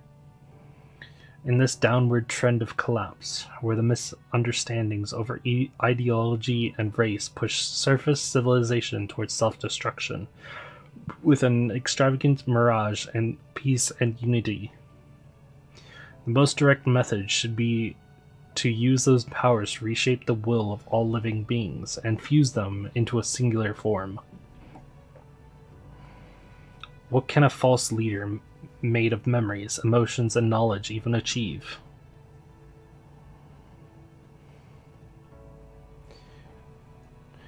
Don't underestimate us. Doctor, are you alright? Just needed a breather. Perhaps I've underestimated you, but that does not affect the ending already set in store. You want me to believe that such a tiny piece of heritage is enough to change fate. Heritage is humanity's sole achievement ever since our ancient ancestors learned to use tools and fire. Knowledge, culture, history, so-called civilization is nothing more than that. There will be a day when the Black Crown will no longer belong to Ami alone, and we will have to fight to survive, no matter who the enemy is. You've chosen to fight for Terra. This is what you've decided? With this body, this identity, you are different from Kirsten and her kind. Your struggles are far from your original intent. Even Rhodes Island's reserve op teams know the difference between fighting for themselves and fighting for others. And we've all done our preparations. This great line of Terra is where I grew up. I'm an employee of Rhodes Island, a part of the ship sailing on the land called Terra. Infected is just too trivial a proposition. However, infected. Virginium. Huh. And what about you, Doctor? I'm an employee of Rhodes Island. I also have a question for you, Trevor Friston. How has your time been in this equally long period of time?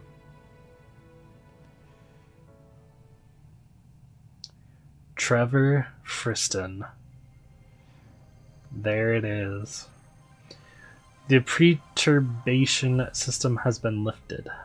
Kirsten, tell me how to stop the energy accumulation. And where exactly does the energy come from?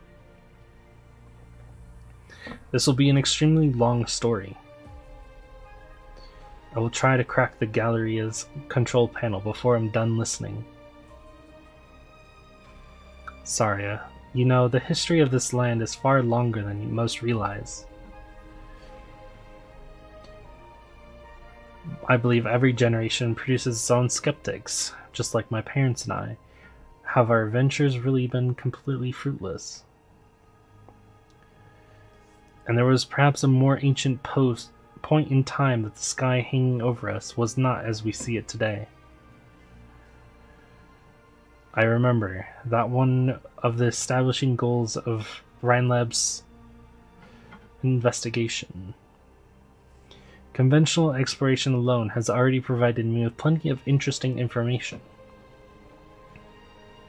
After you left Rhine, I picked up some interests I had previously and tried leaving the laboratory, heading to various corners of the world that mankind has scarcely set foot on. The purpose of these journeys was not to observe the sky. The stars are not worth looking at. I came to this conclusion early on, after countless calculations. I only wanted to try and find more collaborators. Since the last Lithuanian Arts Defender orb fell short at 500 meters below the barrier, the academic circles in most countries abandoned their research into the thing. It's what I've been looking for, a voice that doesn't belong to this era. Like immortals who rely on Originium arts to escape the shackles of life, or the firmaments older than a country. Perhaps even older than those regarded as goals, of being so old that history has forgotten them.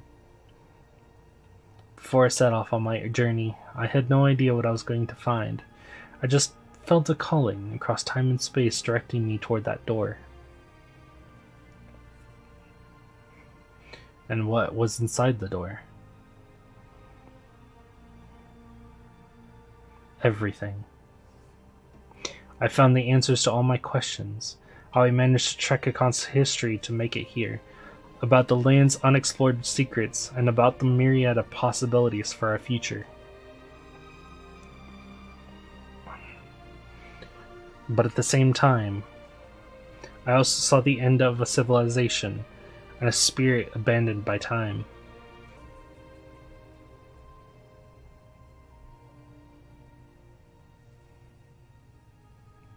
Time.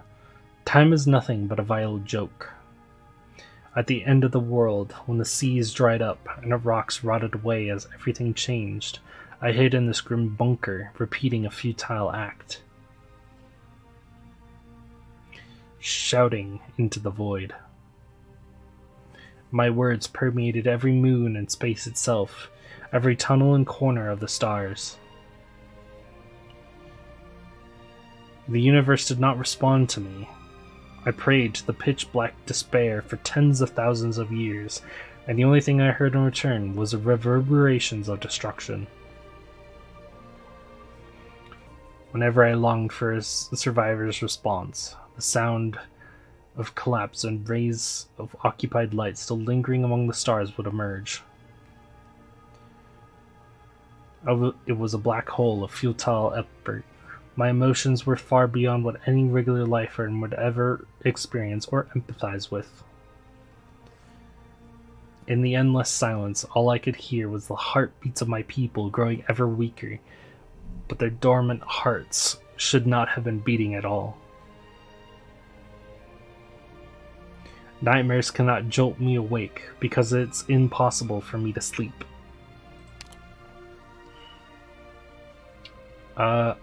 I'm going to continue reading a bit more maybe and sleep. Alright, see you around night. Thank you for joining the stream. Hope to see you next time.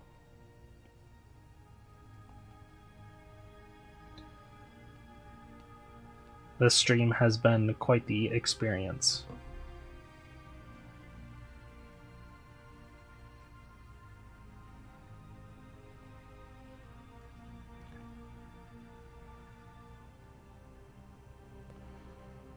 So, Thanks for coming. See you next time. I do appreciate it. Don't forget to cry. Hope you can enjoy the rest of the event. I probably won't cry, but this has been quite an amazing story. And I will enjoy the rest of the event. Don't have to worry about that bit.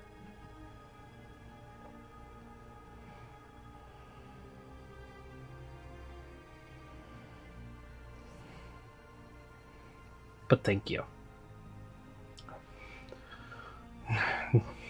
But also remember, Enfield is soon, and we'll be bashing the living hell out of it. Damn right. But maybe give it like a few more months.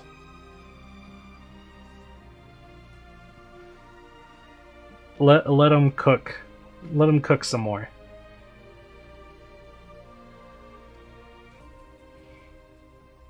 Doesn't hurt to let them cook. Nightmares cannot jolt me awake because it is impossible for me to sleep. I hate myself for having these emotions. I wish I could operate like a pure machine. I hate the other me that assigned me a fate like this. I knew very well the plan had already concluded. The energy in those sarcophagi was not enough to power the next stage of recovery in our plans.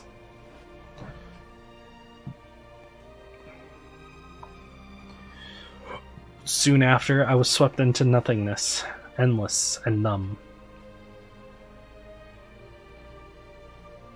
So the contact with Kirsten offered you a gamble. Since your people could never wake up, you might as well. No. The first time I saw that humanoid creature, what I felt was surprise. I've been watching the depths of space, far, far away, not what happened on the surface. I noticed the growth of life, but never expected it to knock on my door. We spent a long time talking, though in reality it was no longer than a few months. Kirsten fired question after question, as if she was meeting a manifestation of truth. I think a year or two, game needs to be stronger in its next test. It goes a bit like how WW scheduled their test, first beta around next August. I don't think they'll need that much time, but I definitely think like we may or may not have a full release in 2024 or early 2025.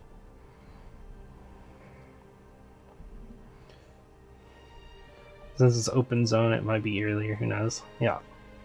It's not a full action game.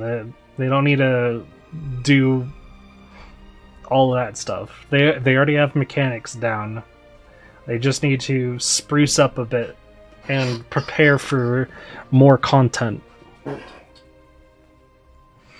It's also a tech test, so the first beta will also have the gotcha, most likely.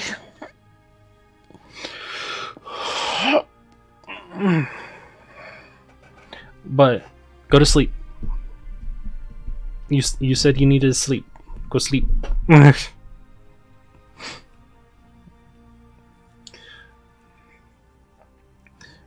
Every talk we have would send her into a long period of reflection and silence instead of satisfying her thirst for knowledge.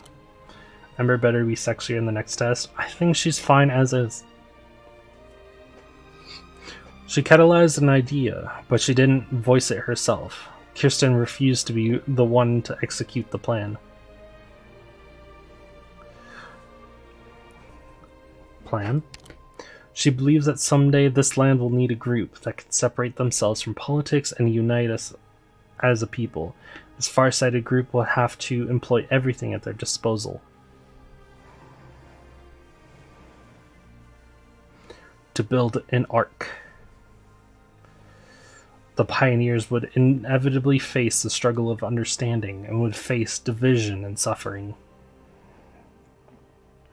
But reality is not a myth, as Babel has proven. So what is Rhodes Island to you, if you hold no hope for all of this? You're right about that. We can discuss this so-called hope. Kirsten's little helpers have already begun fiddling with the sarcophagized technology. I have no qualms with it, but this must mean something important for Terra. Use it well. Kirsten's political views are not without a few flaws. Loken's research has effectively been put under control. I cannot possibly trust Columbia as a nation, but there is someone behind the Maylander Foundation that is worth negotiating with. That is good. And then, tell me, are the deep sea-dwelling Aegers really so different from the civilizations on land? What I can tell you far surpasses whatever Kirsten has told you. Indeed, I cannot comprehend why these creatures with bodily structures inadequately suited to survive in the deep sea would establish a civilization in the ocean. But this suggests they depend on some product of the seafloor. The foam of their civilization has been distorted by external forces, making them stronger, but also causing problems. Aegir is a settlement that must be united, regardless of the problems caused by those rampant sea monsters. I believe that's what they are called. Terra cannot leave such a developed nation alone. Considering their approximate geographical location, and if they use what they might have in abundance appropriately, my guess is what Kirsten is doing right now is not necessarily out of the Aegir's reach. With strength comes arrogance. Aegir is not so easy to persuade. Though fortunately, due to a series of incidents, I have had the good fortune to establish a precious friendship with some Aegir. This will be an impactful breakthrough. Since the profound silence, Aegir can no longer remain silent. All three. I'll choose Scotty though. Excellent. The March of the Knights Mora basically only exists as a legend in the databases of Columbia, with no decent historical text to refer to. But if the legendary event was not in fact a falsehood, that he is indeed an incredible hero. Even if we take Originium as the power source, the fact that such a tyrant born on Terra thousands of years ago could achieve such a great feat in much more primitive environment does inspire wonder. However, the south is already in ruins, so you should look north. Have you been there? No. Sami.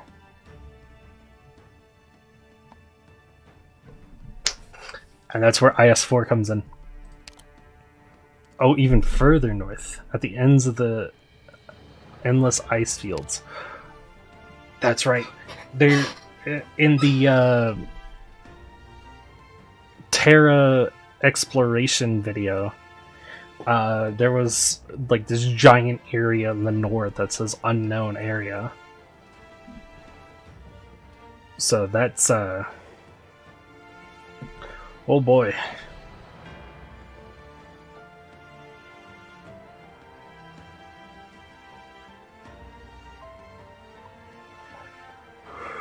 Whew.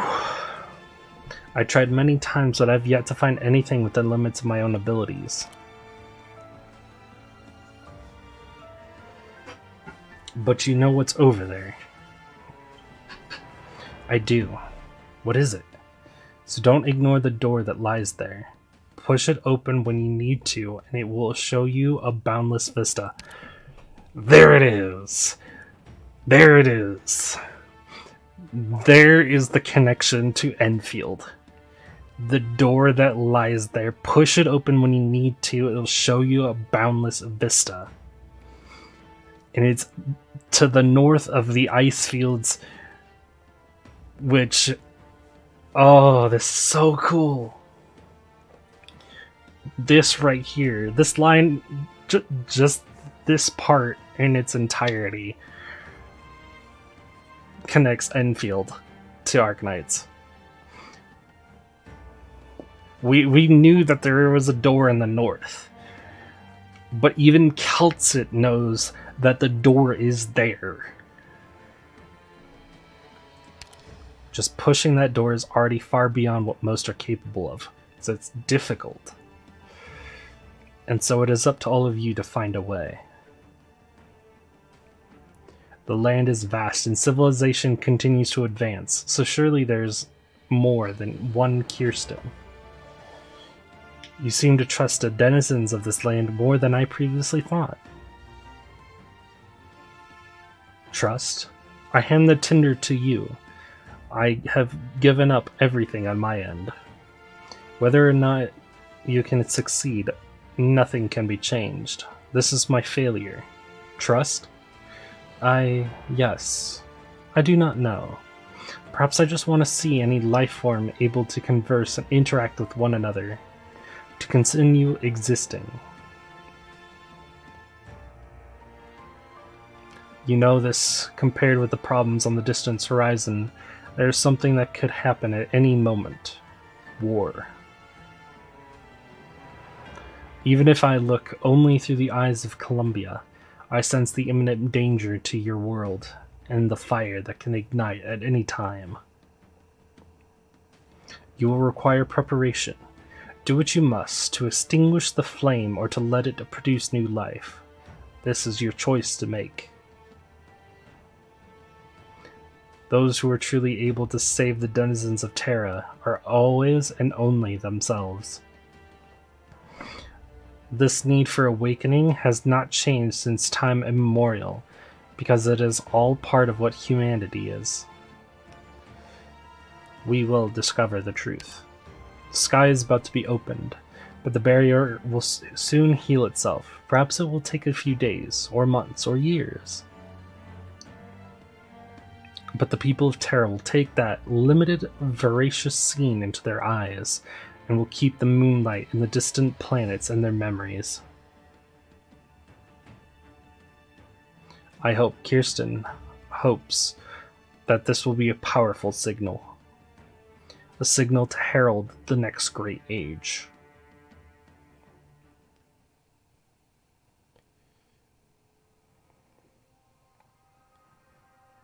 Saria, would you like to gaze at the stars together, just like we did before? We can talk about this after we descend. The starry sky. Or more precisely, what we gaze at is a barrier, the star pod. There's still 10,000 meters to go. Our current position is already near the limit of humanity's touch. The ionization response is too strong. At this height, the instruments can't operate with all the interference.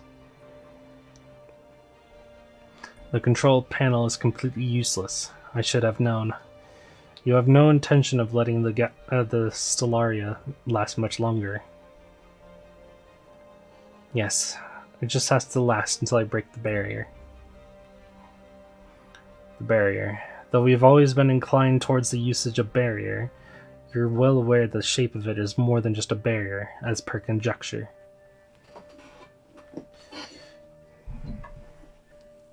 It might not even be a barrier at all, but an extremely wide space. It might even lack endpoints. The 6,000 meters, what we understand as normal airspace, is actually abnormal. And in that case, breaking it was never an option. It can indeed be broken. You never once doubted it. 6,972 meters. If you fly straight up at this angle, as long as you can soar past that height, the Stellaria will no longer be disturbed by any ionization reactions. Fine, so you have credible data from that spirit, but this doesn't reduce the danger of exploring the skies at all. No, even if. If we assume the barrier is enveloping the land like a membrane, as you say, it means we know less than nothing about the space beyond it. This makes your actions even more hazardous. You could even bring disaster upon this land. I know. The people are simply inadequately prepared for this. There will never be an adequate preparation. If there is indeed a calamity looming over us, then humanity is already living under a ticking clock. If that's the case, then we should be even more cautious, right? Sorry, I believe there will come a day when much more complete exploration team will be formed, and with more data and full support, they will enter in the depths of space before our very eyes. Enfield Industries. This is also the future I hope for. But you yourself are not in this future of yours. True. I'm ill-suited to be called a pioneer. On that point, I fully agree with your view. If possible, I would prefer to become a starting point. Just like once, back when I watched the light of those flames burning in the sky. That was the last thing my parents left me. A starting point.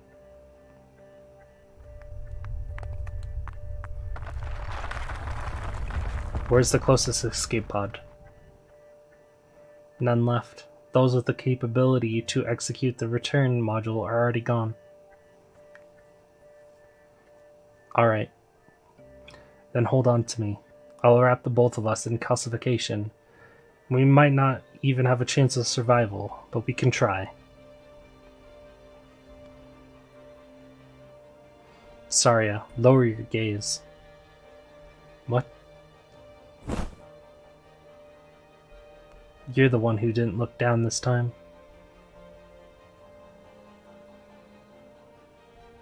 The gravity abruptly shifts without warning, and Saria feels only space beneath her feet. She did not expect Kirsten to set up an emergency escape door at the Stellaris Center. Oh my god, a trapdoor! Saria thinks to herself, she should have expected it long before. The door is not for the owner of the planetarium. Kirsten knew at the very last moment Saria would come. The sudden change of mass robs Saria of her voice, and she fails to yell out anything at all. She also knows that there's nothing she can grab, but still stretches her hand out. Starlight and Earth pour into her view, while Kirsten only gets further and further away. She is literally free-falling.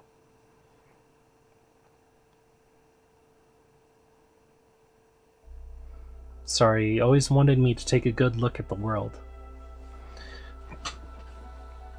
Now I have. It is equally beautiful. You will watch it and the people it nurtures in my stead. This I always knew. Just as you have in the past, and will in the future. And I'm not the type to lead people on, step by step. I'm just a pair of eyes. Eyes that will peer into the unfamiliar depths of space for all that live on that land. Friston. I can almost see the true starry sky. It probably hasn't changed much from what you've told me. In over 10,000 years, me and you, our civilization and yours, on the scale of the universe, we really are insignificantly small. A torrent of energy pounds the accumulating area of the giant airborne construct, and the ring hovering up high looks almost swallowed by the tremendous amount of energy. Immediately afterwards, an even greater amount concentrates at its core. enough to destroy any massive nomadic city. And this world is just so puny and shallow. How could it ever bear it?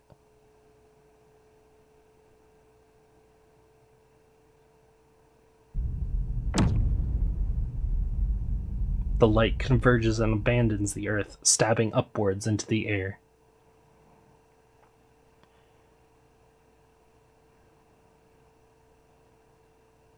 Holy crap, what the fuck is that? That's the barrier? Under the unprecedented energy surge, wave after wave of dazzling ripples emerge onto the pitch-black curtain, devoid of any life. The false sky is at last rent asunder.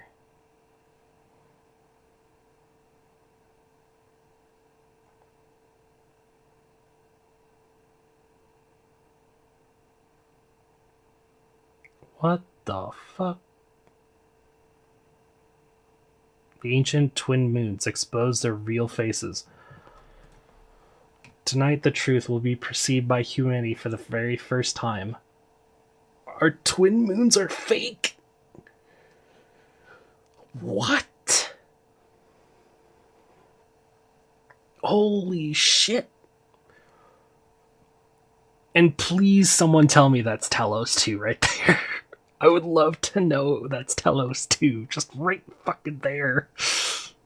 Beyond the fucking barrier. Because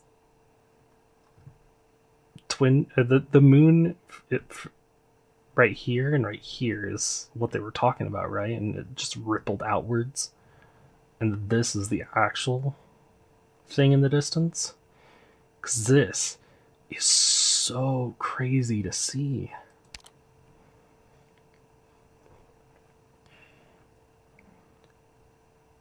Holy crap.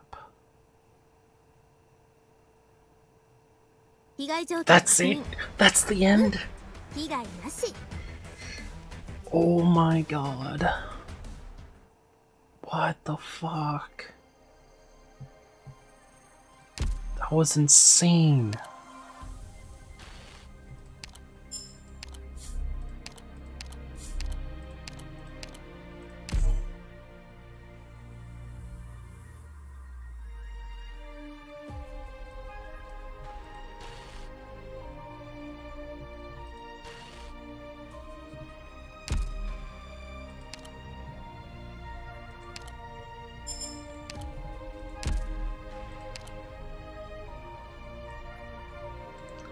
What else is new?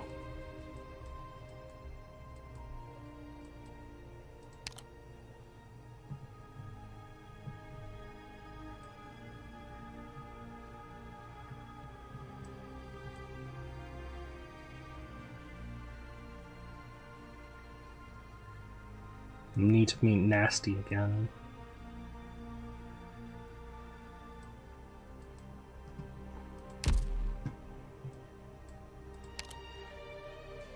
Fate.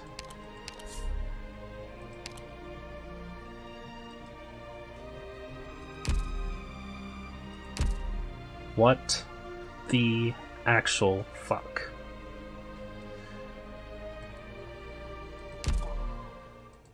Ascalon forced me to take this bodyguard gig. Take your job off the ground, Doctor. You'll be seeing a lot more of me for a while. A new age is upon us. Yup. Damn right. Holy crap, that was in-fucking-sane. And we're not even done. We still have this, which I'm gonna skip real quick.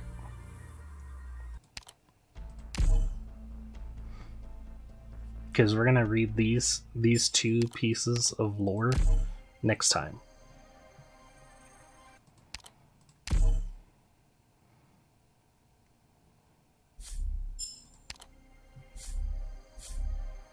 Yeah, I wanted to unlock these. Holy crap. New age is upon us. No.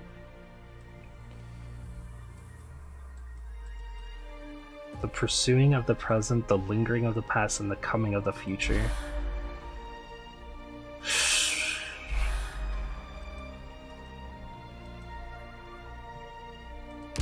Oh my god.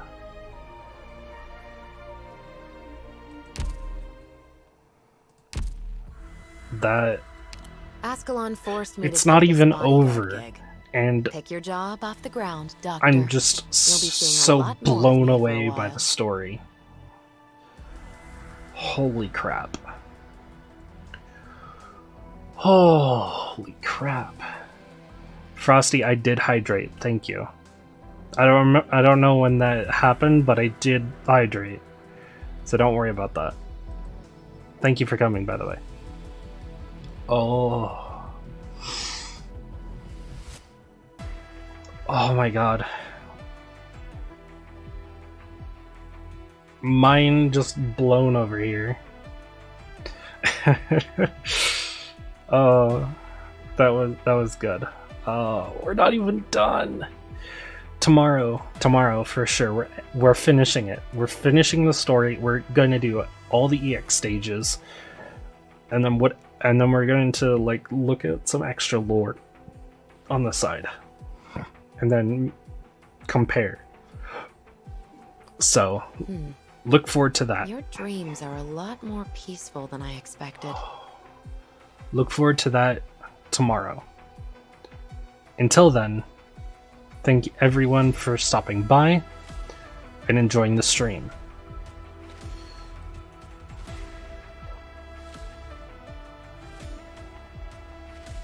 And have a nice night.